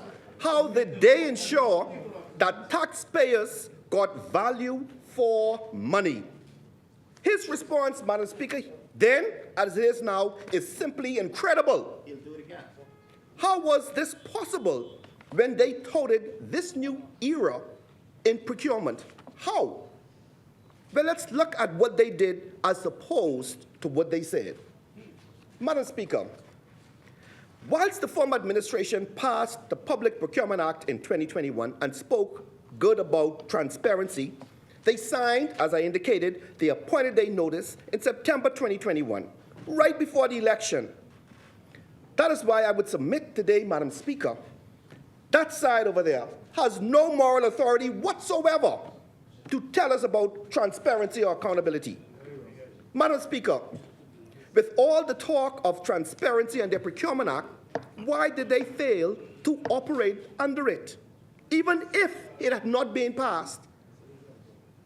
They spoke about transparency, but were their own words giving out contracts left, right, and center because people asked them for it? Did they do this with everyone? How did they select the recipients? How many were their supporters? How many persons were promised votes? Madam Speaker, during the course of this debate, there will be a lot of high talk and terms which seem complicated. Some of the debate may seem abstract to many in our communities. However, I believe it is our duty and responsibility to explain as simply and as in plain language what we are debating and its significance. How these changes will take us off the path of restricting access to contracts to the wealthiest and the most connected in this country. Madam Speaker, the Public Procurement Act is the law by which the government will purchase goods and services from the private sector. Essentially, it is the law for governing contracting. The former administration touted the 2021 Act as heralding a new day in government transparency. However, they failed to mention what I would describe as serious, fundamental, structural flaws with the law which they passed but failed to implement before September 2021. Madam Speaker, the amendments being made today maintain or strengthen the controls to protect the public purse. Those elements of the 2021 Act which are sound and practical, Honorable Member for East Grand Bahama, have been retained. Deficiencies have been corrected, and Madam Speaker, provisions which seek to unfairly and favor the most privileged in our society at the expense of those just starting out have been quashed and eliminated. Those provisions which will increase the cost to the government because of unnecessary bureaucratic requirements have been removed. And most importantly, provisions which make it harder, longer, and more difficult to do business with the government have been eliminated. Madam Speaker, this is important because for years we've been talking about the ease of doing business in this country. Yes. I would submit to you, Madam Speaker, that the act that they passed made it even more difficult. And the act that we are addressing today, the bill, Madam Speaker, it eases the business, ease of doing business here. I'm coming to that, my brother. Madam Speaker, consistent with the commitment in the speech from the throne, this bill will introduce a number of key concepts designed to strengthen provisions to ensure fuller Bahamian participation in government procurement at all levels. In doing so, we have also sought to introduce concepts to ensure that affirmative steps are taken so that more Bahamians have an opportunity to obtain contracts. This is in direct contrast, Madam Speaker, to the act passed by the former administration, which would have led to restricted access to only the wealthiest and the most connected entities. This issue is so profound. The chair recognizes the honourable member for East Grand Bahama. It is untrue. It is untrue that the existing bill will restrict in any way Bahamian participation in this. The whole point that the procurement bill and that specific clause that spoke to preferences is to allow for more Bahamian participation. So the same power that they are using, is the same power that was already in the bill, the exact same section. They copied it. So it is incorrect to say that this existing bill. Now, if they want to say what they've done has somehow enhanced it or has somehow defined it, if that's what they want to say, I may have my view on that, but if that's what they want to say, that's their opinion. But to say that our act was restrictive for Bahamians is not true. Thank you, honourable member. It's about the people. People now know. Only y'all know. You know.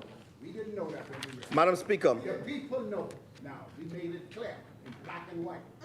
Madam Speaker, the bill, unlike the act passed by the former administration, first of all, and in direct response to the former minister, widens the concept of development preference.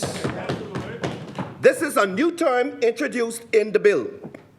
Development preference under this bill means a margin of preference, and this is in Section 2 of the bill, Madam Speaker, as set forth in the bidding documents for a government contract which may be applied to bids which are received from bidders meeting one of the following characteristics.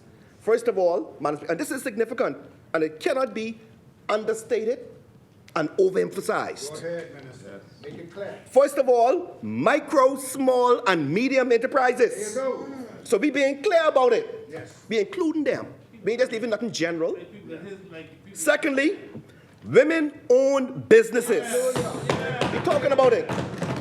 Madam Speaker, it has always been said that we are Nassau-centric. That's why it was important for us to put in there family island businesses. And Madam Speaker, all of us are here. We're not as young as we used to be. But we are preparing the future for the youth. And so we are saying about youth-owned businesses. That is important.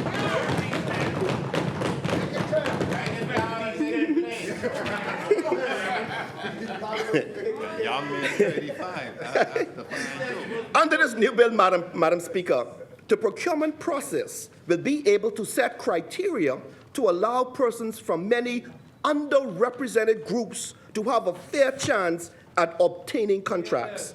For example, it's important. For example, if the government needs to build a dock in Ramkey, the procurement process can now provide for conditions that would give that contractor from Ramkey a real chance.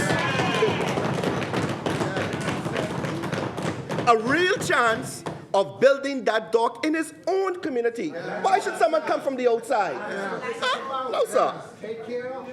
This is not to say others are not necessarily excluded, but rather can ensure that the local contractor, Madam Speaker, has a fair chance. I submit This is progress. This is progress, Madam Speaker. Additionally, Madam Speaker, additionally, Madam Speaker, I want all of us to understand here. This is what we call heavy lifting. We in the Progressive Liberal Party are resolute, unwavering in our views that Bahamians must come first in this Bahamas. Unlike the act passed by the former administration, this bill includes specific provisions that impose restrictions on a number of procurement contracts of Bahamians.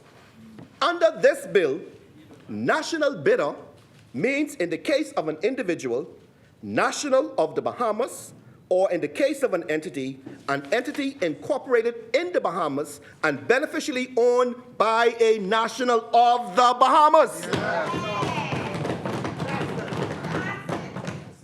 This new act provides that under Section 27(1), where the estimated contract amount in a proposed procurement is below the threshold prescribed in the third schedule, the procurement shall be by open competitive bidding limited to national bidders. Limited to national bidders, Madam Speaker, that's what you call putting Bahamians first. Madam Speaker, whilst we have made significant changes to this bill, unlike the previous administration, the baby is not being thrown out with the bath water. The key components to ensure real transparency and accountability remain. Indeed, these key elements have been strengthened. This bill maintains the requirement to publish a notice of the award of the procurement contract for all goods, works, and services valued over $25,000. The Public Procurement Department continues under this bill. It doesn't matter where the money is, Madam Speaker. It continues. The Chief Procurement Officer, who shall be responsible for the day-to-day management of the department and its officers and the function, is preserved. The department will continue to organize the central procurement of all goods under this.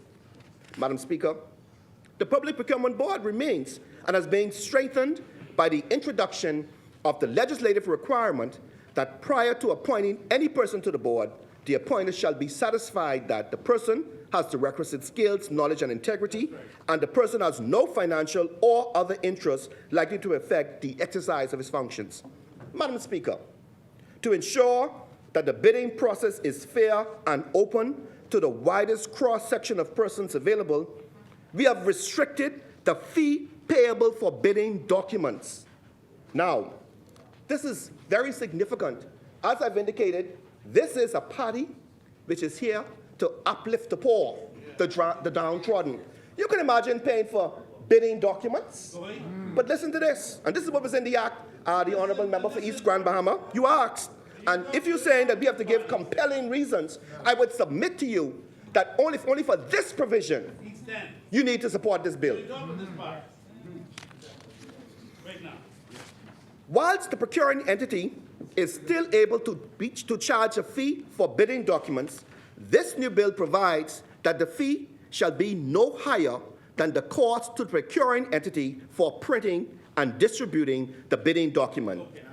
This, Madam Speaker, is an important protection to ensure that any government is not able to impose conditions on those who can submit bids which restrict participation to those financially able to pay exorbitant fees just to obtain the documents required to bid. I call this progress.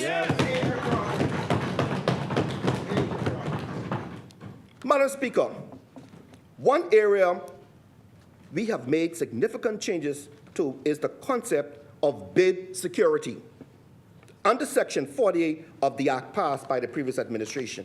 And I honestly could not believe that this was introduced and actually passed by that side. We had four. Remember you all say only four of them could take one car? This is what you all did.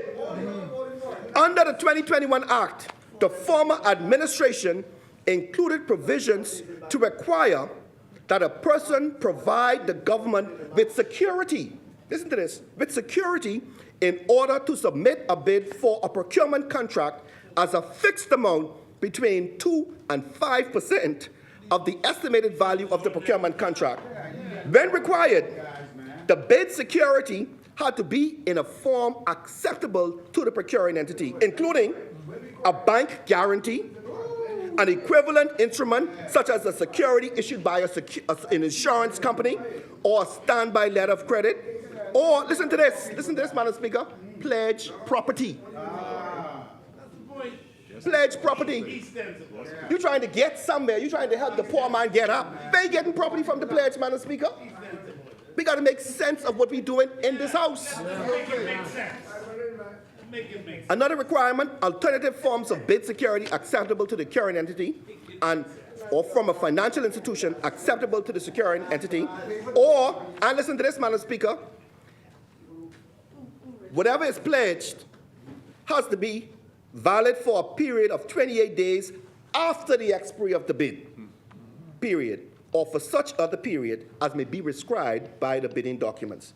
The 2021 Act, Madam Speaker, went on to provide for a procuring entity forfeiture, a bid security under certain conditions. Who, Madam Speaker, would accept this risk to bid on a contract? Well, who would have the property? Would this increase access? And I'm looking particularly, Madam Speaker, at the member for Central Grand Bahama, because he always talks. One thing, and I listen to you very carefully, he always talks about accessibility. But under this piece of legislation, Madam Speaker, I would submit that accessibility was limited or denied or simply didn't exist. Look at all the provisions I've been talking about so far. First of all, they had to go pay for the document, the bidding document. They had to provide security. All these, put them all together. What you think you got? No bid, no contract. Simple as that. You got, and Madam Speaker, I listened again to the honorable member of East Grand Bahama. He danced around. He didn't bother with the Public Procurement Act. He threw two provisions at us. Why? Because it is indefensible.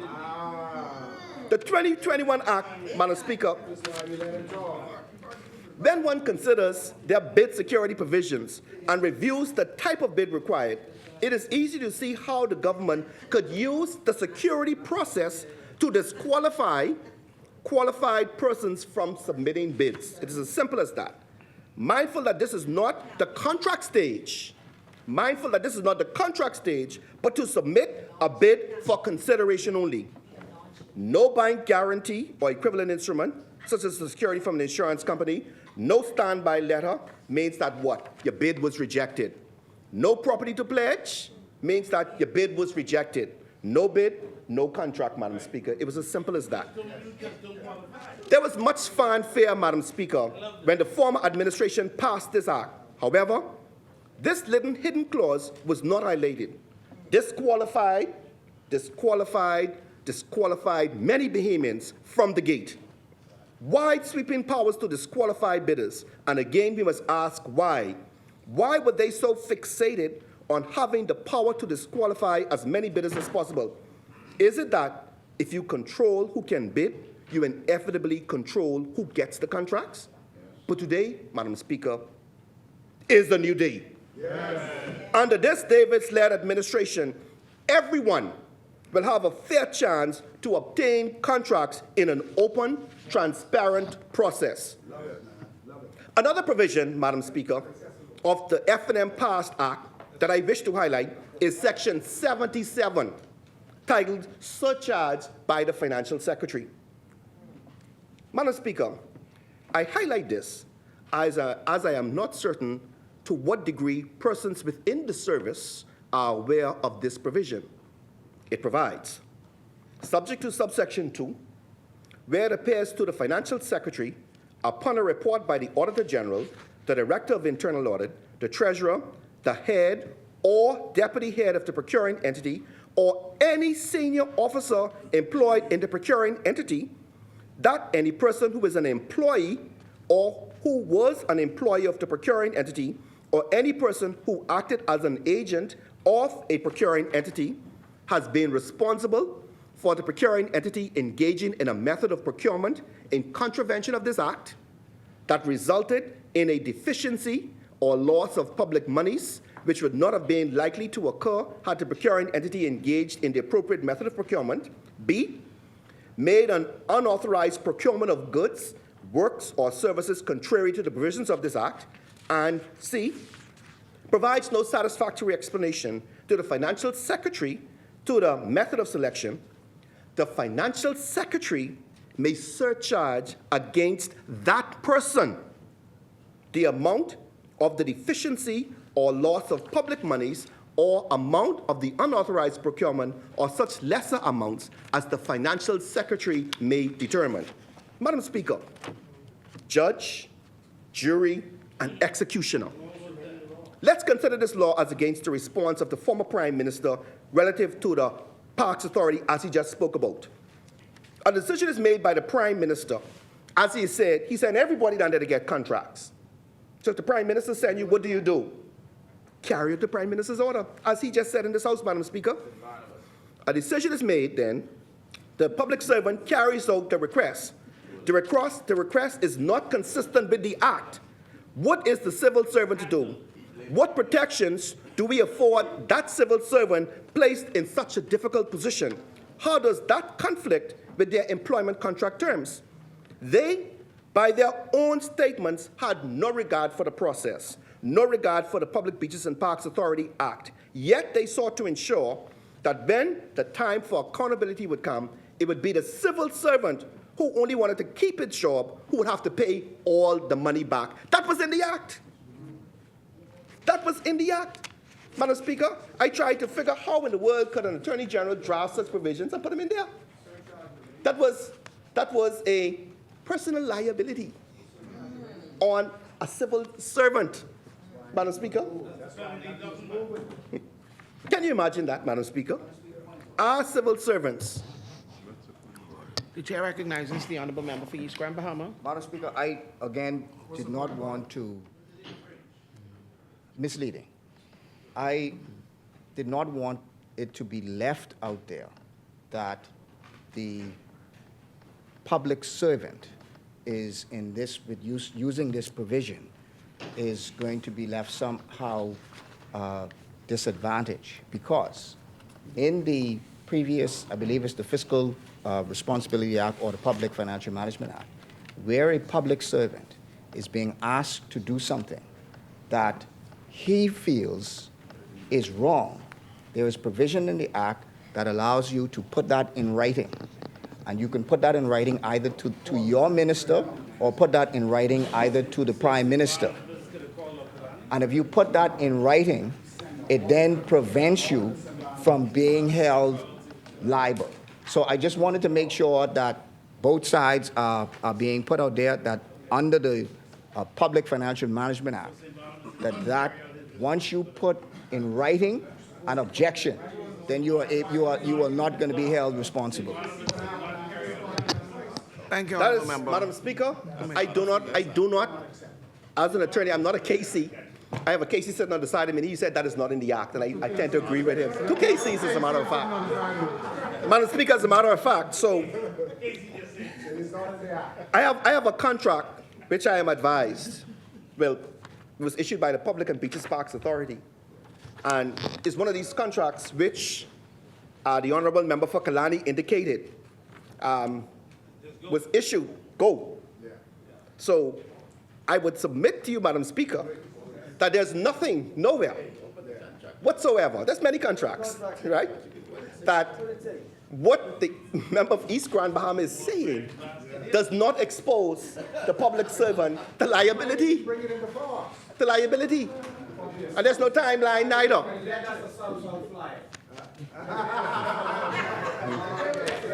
I go up so the camera could see, the people could see. I wish you could see the name. I could table it too, Madam Speaker. So you could see, so people could come and see it as part of the hand side. Madam, members opposite may seek to throw allegations with little proof, and we can debate their furniture purchases.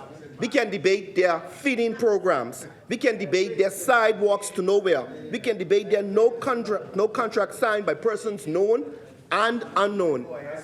We can debate the contracts at the Parks Authority, which were dished out like candy with regard to any document, legal and administrative. Yes. Madam Speaker, this Progressive Liberal Party government is serious about governance and ensuring that this bill represents real progress and protection of the Bahamian people. We are serious, Madam Speaker, about transparency, and this bill provides at Section 54 that bidders who do not play by the rules by corrupting the bidding process will have their bids disqualified. Madam Speaker, this bill also includes robust principles of procurement which require, may I have one more minute? Thank you, Madam Speaker. Procurement which require that effective mechanisms must be in place in order to enable officers and tender committees responsible for procurement into procuring entity to discharge their personal responsibility on issues of procurement, risk, and expenditure.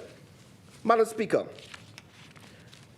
I will not necessarily go into any other provisions of the bill, as I'm sure my colleagues will do the same.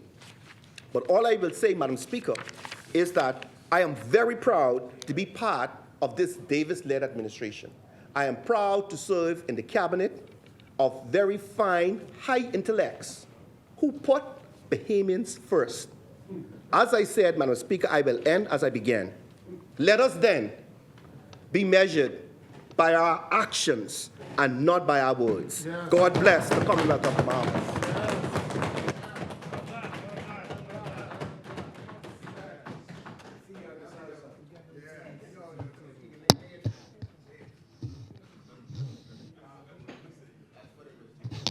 Thank you, Honourable Member.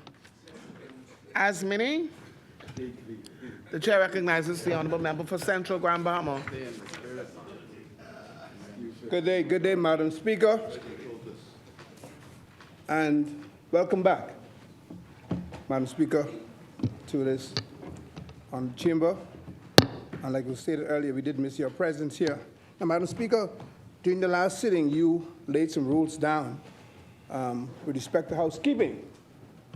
But, Madam Speaker, I would like to appeal on behalf of all of those of us who have to get up at 4:30 in the morning to get on the flight to come to Nassau, to Parliament, to allow us to have at least one cup of coffee to wake up. And I'll make it a point. I don't want to miss what's going on in here, so I'll make it a point to walk around afterwards and ensure that all of those cups are collected, along with a good member from Pine Ridge, who was with me this morning in the smokers room pining for some coffee. So please, on our behalf, we will promise to keep it clean if you allow us at least one cup of coffee to keep us awake. You can Madam have Speaker, as many cup of coffee as you want. Just keep it but I clean. just don't bring it in the house. I would like to say happy belated birthday to my wife Heather, who celebrated yesterday. Yes, thank you very much. And to my daughter Jasmine, who I know is watching right now in Freeport. A special greeting, as always goes out to the great constituents of Central Grand Bahama, whose voices I happily echo in this honored house. Madam Speaker, I would like to offer sincere condolences, as was stated earlier, to the family of MCM Joan Russell Newton, who passed away this weekend, as well as to the family of Ann Burrows, and also to the family of Elceda Cooper, who is buried in laid to rest in Maida Town, a funeral that I attended along with the family. I'm always proud, Madam Speaker, to talk about the great things we are doing in Central Grand Bahama, and I will not stop talking about our world-famous farmers market. We held the latest on this past Saturday, and I cannot but help to say thank you to all of the supporters, volunteers, and those who came out as vendors to sell their goods. Madam Speaker, I would like to take a brief opportunity to say thank you to the good member from Southern Shores, who took it upon himself to, along with it, an executive chairman of BAIC, to make a special visit to the farmers market on the weekend in Grand Bahama. So to Mr. Leroy Major and his team, they came out to the farmers market. He promised me in here that he would visit and true to his word, he came over and he went to every vendor stall after addressing the crowd and spoke to each of the vendors about opportunities that exist at BAIC, and he made a commitment to help them. He made a commitment to help them to bring their products to market and to grow their business. And we will certainly be holding him to those promises. So once again, I would like to say a special thank you to the member from Southern Shores and the executive chairman of BAIC. We have to give credit to where credit is due. It was a great, my leader's busy, he's at a funeral, but we had our support. It was a great day and a spectacular event. And, Madam Speaker, we look forward to the next edition on March 18. I once again invite all parliamentarians, colleagues, and those across the length and breadth of the Bahamas to come out and feast on our freshly grown produce. This initiative has certainly taken root and is going from height to heights. And I also want to say thank you to the chairman of the West End Township, Mr. Jimmy Smith, and his crew, who also attended, and they asked us to bring the farmers market down to the West Grand Bahama. So again, we're opening doors now to put food on the table of our struggling people. And Speaker, the time to act on food security is now. Food prices are getting higher and higher. And the only way for us to combat it is to grow our own. The work of food security, or the work to food security for the entire Bahamas, indeed continues. That is the way of our future. It is our way of survival. Madam Speaker, I want to briefly touch on repairs to the fishing hole causeway, which is a part of Central Grand Bahama. The lower service road, the base was prepared, and I do believe, but from pictures that I've seen, they're now paving the roadway. But Madam Speaker, I believe that we would have missed a wonderful opportunity. Because years ago, the culverts under that road, before the bridge was built, collapsed. And therefore, the tidal flow from north to south, or south to north, depending on where the tide was ebbing or flowing, or the direction of the wind, was stifled. So the road, in essence, became a dam. And as the tide would rise from the north or the south, we had flooding. There's absolutely no relief for the water to flow through and for it to stabilize. It causes flooding in the area. And on several occasions, I made the point to the road builders, based on reports from the engineers, that the culverts had collapsed. And we are asking on behalf of the people to put the culverts in. But we're getting the argument that there are two issues. One, if you put the culverts under the road, a lot of silt will flow into the harbor. Well, that's an argument that I'm not buying into, because there's something in marine construction called silt screen that would stop the silt from flowing through. And furthermore, if there's no dredging on the northern side by Bahamians, I don't know where the silt is going to come from. That's argument number one. And the second thing is they're saying, well, if we open up the waterway, it's going to increase the current flow, and more flow will be going into the harbor, and we'll have issues with our turning basin and navigating our big cruise ships. Again, to me, that doesn't hold water. No pun intended. Because if you're operating a huge cruise ship and there's an additional 5 knots coming through, if you cannot navigate those watercraft, then you shouldn't even have your license. So again, in order to charge the marine life, the ecosystem, to recharge areas like Biliki that we had, we need to have that current flowing through. I see. The chair recognizes the honorable member for Tall Pines. I think the member for Central Grand Bahama is putting on record his personal opinion. I make reference to him to studies, tidal wave studies that have been done by the Hutchison-Lapore group of companies, and I strongly suggest that you look at those research consultancies before putting your own personal opinion on the table. Now, you have a right for your personal opinion, but I just want to set the record straight that there's been multiple consultancies that resulted in what we have today, and those consultancies are on record. I suggest that you look at them and get engineering professional opinion before making statements of that nature. This is not the point of figuring out anyone, Thank you, Madam Honourable Speaker, Member. but I stand by my opinion, and the culverts were initially put under the service road before the bridge allowed nature to flow through. there was a current that flowed from north to south. The Fishing Hole Road is now a dam. It is causing it. I did study the reports. But again, the argument was that the silt will flow through into the harbor, and there'll also be a disturbance in the turning basin.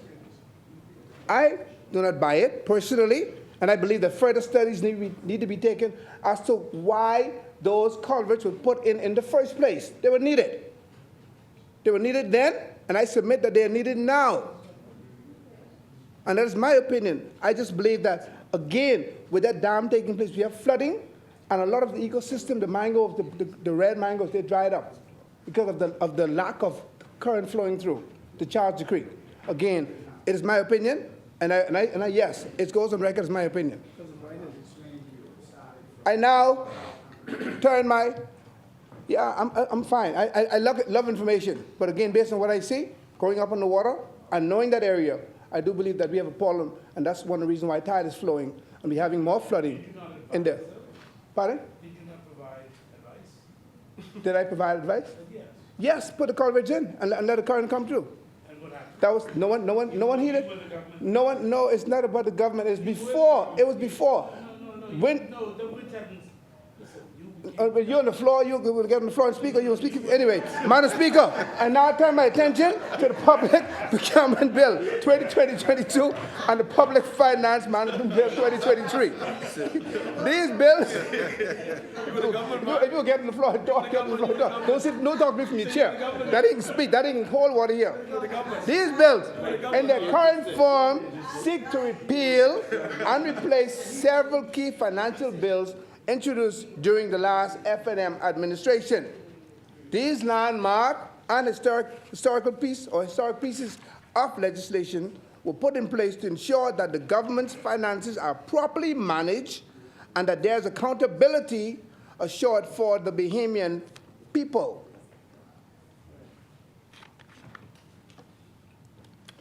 The previous FNM administration introduced a suite of financial bills throughout our tenure, including but not limited to: 1, the Public Finance Management Act 2021, 2, the Fiscal Responsibility Act 2018, 3, the Public Procurement Act 2021, 4, the Public Debt Management Bill 2021, and 5, the Statistic Bill 2021.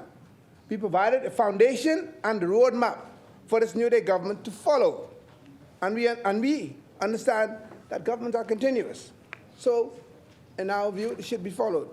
The FNM administration took the country from a decade of no growth, facts, to a consecutive period of economic growth prior to Hurricane Dorian and the pandemic. We did ensure that the work that we left in place not only improved the country's fiscal governance, but it also brought our fiscal governance in line with international best practices. That was our objective and our focus. And most importantly, we began fostering much-needed transparency and, yes, accountability on behalf of the Bahamian people. This is what the FNM government is all about. We believe that the Bahamian people had a right to know where the money was going and how it was spent. The last FNM administration brought modern legislative reforms with these bills and a monumental shift in public financial management. That's a fact. So we cannot understand why this New Day government cannot seem to just follow it. Madam Speaker, we are happy to see this New Day government continue to uphold the standards that we left in place. But in all things, our biggest hope is that the Bahamian people is put first. In all things, our biggest hope, Madam Speaker, is that they will listen to the cries and the woes of the small man. We do not believe that this bill in its current form does that. It is indeed regressive. The framework left in place was updated and progressive and does not require the facelift. Does not require the facelift, as was stated by East Grand Bahama. It's basically a facelift that this administration is seeking to give. Matter of fact, they are trying to change the legislation you have not even been able to follow since coming into office. It cannot be minimized that there was a disregard of this New Day government to present their fiscal strategy report in line with the Fiscal Responsibility Act. The New Day government has already displayed blatant contempt for the rule of law and the Bahamian people through their actions. They have said that the act has fundamental flaws because it didn't suit their timelines. Once again, we call it lip service and urge this government to follow the rule of law. Madam Speaker, there are some advantages as well as disadvantages with both bills. We understand the need to have a public finance and fiscal responsibility framework to guide the growth and development of our country. But the bills in their previous forms were not done through aggressive consultation, but they were done, as was stated earlier by the member for East Grand Bahama, through aggressive consultation by the best legal minds in the country and by international consultants. Madam Speaker, public procurement should be about opportunities, it should be about transparency, it should be about accountability, and it should be about efficiency. The ease of doing business is always an issue for both Bahamian entrepreneurs and foreign direct investors. Systems and tools needed to be implemented that will eliminate layers and bureaucracy instead of adding layers that will only continue to frustrate the process and make the ease of doing business even that more difficult. We should be seeking ways to streamline our efforts while ensuring accountability at all levels. Madam Speaker, as I wrap up, as always, the official opposition is here to provide bipartisan support for this New Day government. But we must always keep the interests of the public first. If you are doing that, take VAT off of breadbasket items. Take VAT off of feminine products. Take VAT off insurance. Instead of supporting the local mom and pops, this new New Day government of tax and spending is seeking to backdoor. You're now seeking. Madam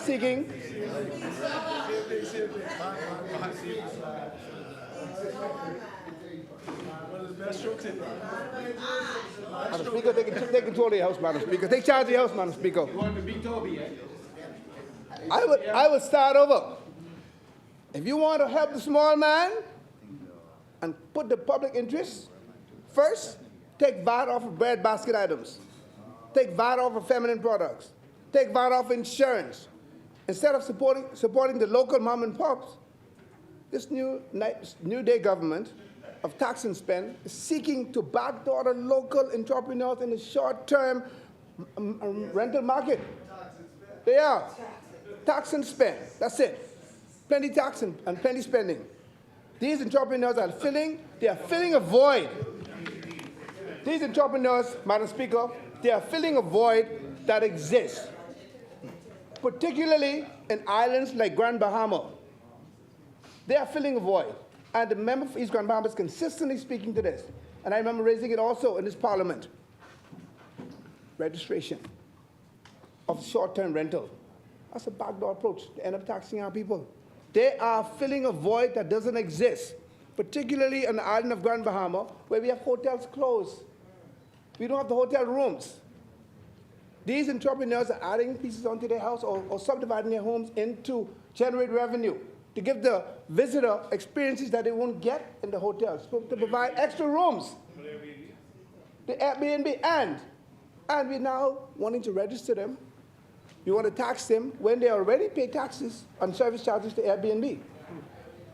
I think we should be seeking ways to encourage these individuals, to empower them. Yes, sir, yes. Make some grants available. Yes. Fix up your home, add on a room or two. Fix up your yard. Create more rooms. Do not look at ways of taxing and spending. You tax and spend, and when you tax and spend, you are putting an extra load on the common man. Go after the rich, super rich. Go after the super rich.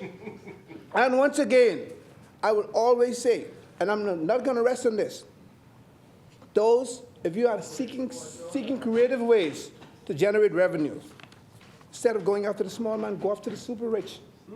Add real property tax of $2 million and above. We taking tax off of properties and off of the super rich when they didn't even ask for it. And we're taxing. Sorry, one behind me. And then we're putting tax, adding tax on the shoulders of the small man. Let us be more creative. We have properties on the island, like Grand Bahama. We have properties on the island of Grand Bahama, and I'm going to continue to say this, where we as a government need to do something about it. We have the investors that came to this country. They signed heads of agreement where they're supposed to create jobs, bring in tourists, generate revenue. That's according to their agreement. They got the prime pieces of land, whether it's crown grant or by dollar purchase. And they pack up, driftwood, hardcore, whatever you want to call it. And they pack up and they leave the country with those prime properties sitting in the middle of the city. They ain't cleaning it up. They're not cleaning it up. They're not reinvesting in the Bahamas. But I'm saying as a nation, as a government, driftwood is first. But I am agitating on behalf of the people. Thank you. I am agitating on behalf of the people. If we give them a timeline, issue a timeline to these investors. If within a certain period of time, if you do not redevelop your property, if you do not abide by the heads of agreement, that property is reverted back to the state and people for them to sell. And they can generate revenue. But to me, it's a crime. We cannot allow them to continue to hold on to these properties and disadvantaging our people. Say, can I get an amen then? But again, no, on a serious note, we really need to look into that. We have crime breeding areas, we have health hazards on those properties, so we need to look at restoring those properties on behalf of the people. And if we cannot get those done, then give the properties back to the people, because those same investors are in other countries, generating revenues, investing, and making money. And they have prime properties in the city of Freeport and other islands of our Bahamas land. As a government, let's do something about that on behalf of our people. Again, to the residents of Central Grand Bahama, I am honored to stand in this honored house to represent you. Unfortunately, as stated by the member for East Grand Bahama, the amendments to this bill in its present form will not be supported by Central Grand Bahama. And having said that, Central Grand Bahama hereby rests. Thank you very much, Madam Speaker. Thank you, Honourable Member. Asmini. The chair recognizes the Honourable Member for Central and South Abaco. Oh, boy. Thank you, Madam Speaker. I'm, again, humbly honored to rise to speak on behalf of my people, my fellow Abaconians in Central and South Abaco, on this Public Procurement Bill 2022, Public Finance Bill 2023.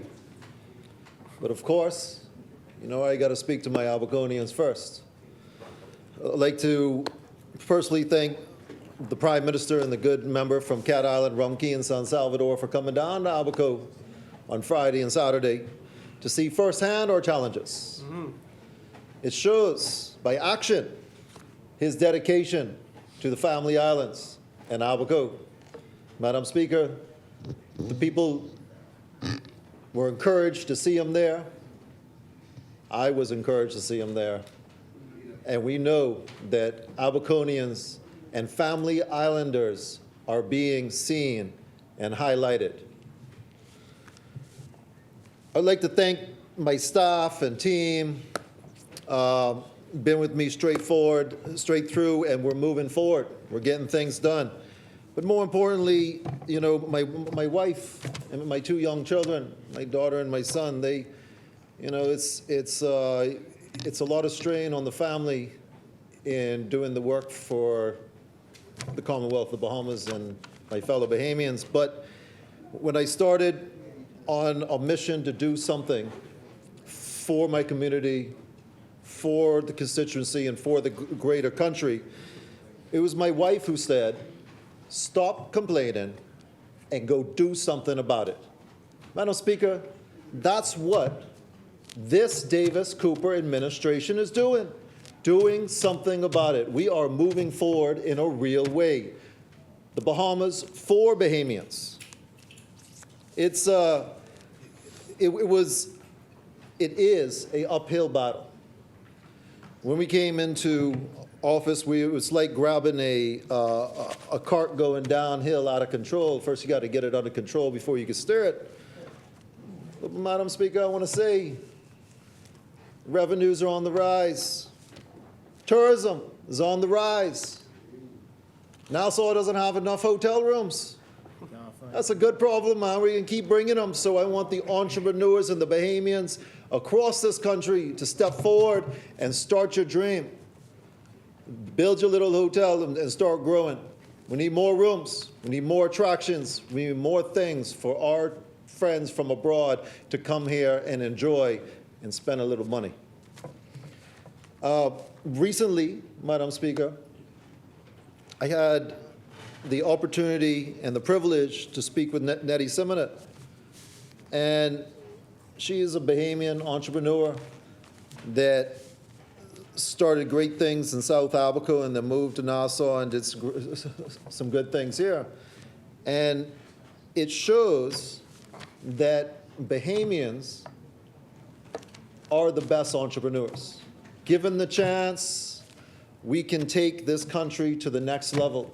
I encourage, again, step forward, fellow Bahamians, and build out this tourism product and have it Bahamian owned, Bahamian run, and operated. So it's important to say tourism's on the rise. Airports are full. Rooms are full. We need more. And that's what we're doing, because we have a plan to stretch tourism across this nation, down south, all the way up north, from east to west. The good gentleman from Central Grand Bahama was talking about Airbnbs, VRBOs, and all these other things. Well, it's just a registration. There's an exemption for those small guys. But what he's missing out is the hundreds and thousands and thousands of Airbnbs, VRBOs, short-term vacation rentals spread throughout the family islands, Abaco, Eleuthera, Exuma, and so on and so forth, that are foreign-owned and not paying tax or VAT or anything to conduct business or making profits in our country without contributing to our country. So as he's speaking about Airbnbs and VRBOs, I want him to recognize there is an exemptions for that entrepreneur, that Bahamian trying to venture out. But we cannot step back and step aside while foreigners come make real money and not pay their share. So my good friend from Central Grand Bahama, I'd like you to take note that different parts of this country have different economies, and we must have a balance of government revenues from these areas. But we're here today, Madam Speaker, we're here today to speak on these bills. We're here today to speak on these bills. So it's important that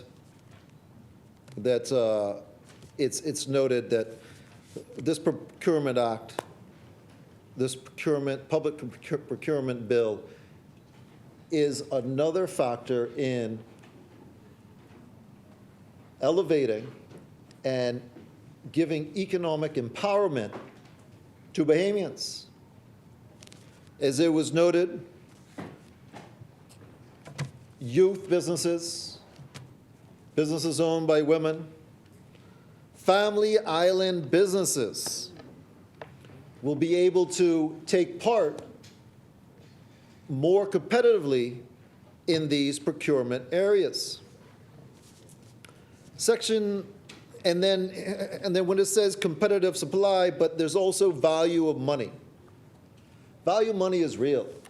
You know, I'm new to the national level, and when I see some of these contracts that had gone out previously, and the enormous amount of money spent, sometimes without a rhyme or reason, we speak about value of money. Well, this bill has sections that speak to that. Section 29, electronic reverse auctioning. This is something that will give a competitive auction to the bidders at hand for these procurements to bring down the price so we get the best quality and the best price, and we're not just going with the first one out the gate. It's important. It's the people's money. We need to do more with the people's money. We can't just go out and spend top dollar for items that we can get a competitive and value for money bid. 21E, reasonably determining use market-based pricing. Again, not overpaying, getting more for our money, more for the people's money. This Procurement Act speaks on that. There's sections on that, and it's something that I like to see. You know, for far too long, in the past I've seen, you know, paying top dollar, but now we have a competitive advantage. Electronic reverse auctioning will bring them to the table so they can bid to bring us the lowest price for the best quality goods for our government agencies and departments. Madam Speaker, increased competition. It's key. Increased competition is a big thing.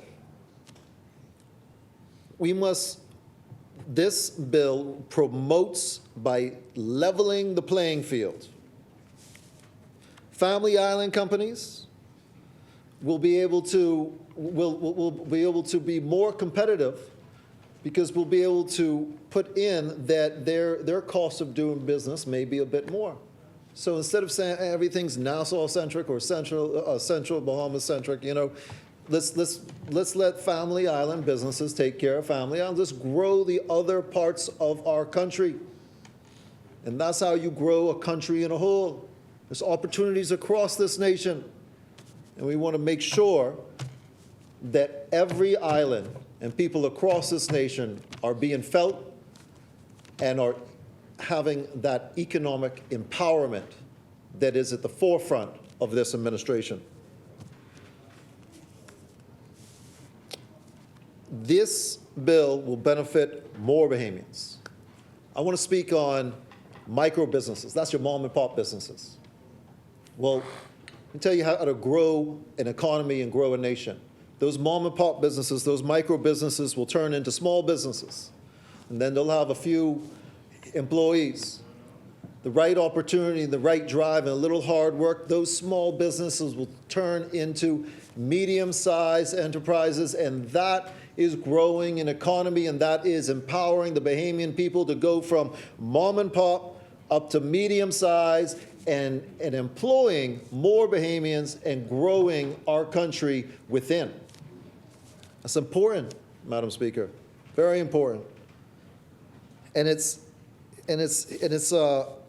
would be remiss not to repeat myself and say, women-owned, youth-owned businesses will be highlighted, and they will be given opportunities to grow in this country.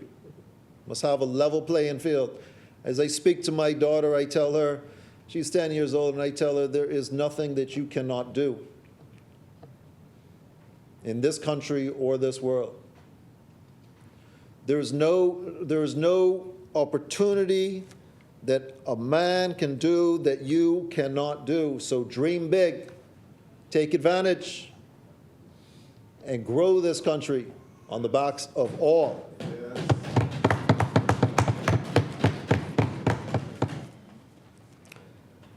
Transparency.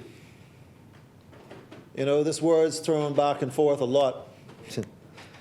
You know, I lived, you know, firsthand and seeing firsthand the lack of transparency.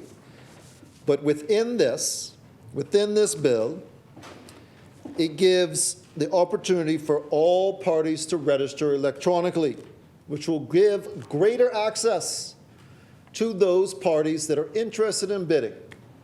But not only that, there's a piece of a KYC in there, know your client. So we want to know who the beneficial owners of these bidders are, so we don't have one group of people, the upper echelon, that 1%, taking all the contracts from all the people and not spreading the wealth around. We need to make sure that all Bahamians nationwide are given the chance to bid and grow their companies, their manufacturers, their importers, their wholesalers, whatever you may do, but make sure they're given the chance to grow. Far too long has one little group by the name of different companies been able to gather up all the bids one time. No. We're going to spread it to every Bahamian across this nation, geographically, gender-wise, and age. We want our youth growing up to know that there is a purpose and there is a path to prosperity in their own country. Speaking of crime, I think a lot of our problems are that we don't show the youth that path. We don't encourage them and tell them that there is a way forward, so they feel left out. A lot of them feel abandoned and then they go down the wrong path. We must empower our youth and Bahamians of all. You know, when they speak about managing the people's money, you know, I must bring something to attention that has been it's a vexing issue in Abaco right now. The previous administration, under the DRA, tried to put in a hurricane shelter in Central Pines, my good colleague's constituency.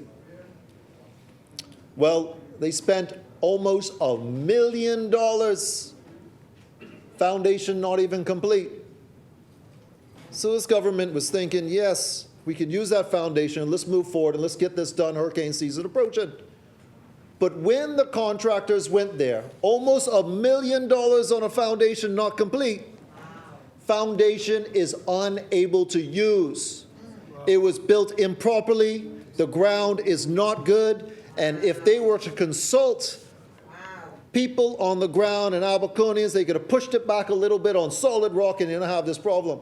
$1 million down the drain. This is one example. It's one example. So when I hear transparency and using the people's money, I know firsthand. I've seen the lack thereof, the lack of consultation. When they talk about consultation, you know, I just think of things in Abaco, and because that's what I know firsthand. The debris site across from Spring City. But $1 million spent on a foundation we cannot use. It's one example. One small example, but $1 million that our people's money that could be put to good use. This finance bill, you know, to me, the consolidation and the repeal of the Public Finance Management Act of 21, the Fiscal Responsibility Act of 2018, the Fiscal Administration and Audit Act of 2010, sections 36 to 44, it reminds me of efficiency. You got all these different things when you could bring it into one concise bill that speaks to the same thing and speaks better to it, improved it, updated it. Efficiency. Efficiency equals savings. Saving the people's money for doing more things across this nation. You know, there's a lot in this bill, and I know there's some really good, more financially in tune people than I am that are going to be speaking after this. But there's piece into the governments of local government and yearly and mid-year budget planning, and another thing of a pre-election update, which I think is great. You know, we got to know where we stand. The people need to know where we stand. We're going into an election. We can't come here and then find out, wow, we're at $1 billion of outstanding bills and all kinds of other things. You know, we got to be more responsible. We got to start treating the people's money as our own and be responsible in not only getting value for procurements, but spending it properly and responsibly. Transparency. But reaching out to my Family Island people, reaching out to my fellow Abaconians, as you'll see in this Public Finance Management Bill of 2023, Section 52 about the Consolidated Fund, Section 4. I just want to read this. It's very important. Revenues derived from real property tax collected under Real Property Tax Act in respect of property located in family islands. All taxes and fees collected on a family island under the Road Traffic Act shall be utilized to defray expenses and fund expenditures for the family islands. In simplest terms, property tax collected and road and traffic tax collected will be used in the family islands where it's collected. And then it goes on to say no less than 10% in 22, no less than 17% in 23, and not less than 25% in 24. So it's a staged approach. But see, Madam Speaker, this is revolutionary. This is moving forward. This is giving the family islands the tools needed to grow this country. Yes. These bills are giving the Bahamian people the tools needed to grow.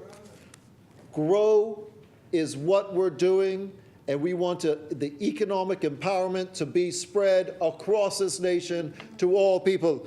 So, Madam Speaker, Central and South Abaco support the Public Procurement Bill 2022 and Public Finance Bill 2023. God bless my fellow Bahamians, and God bless the Commonwealth of the Bahamas. Thank you, Honourable Member.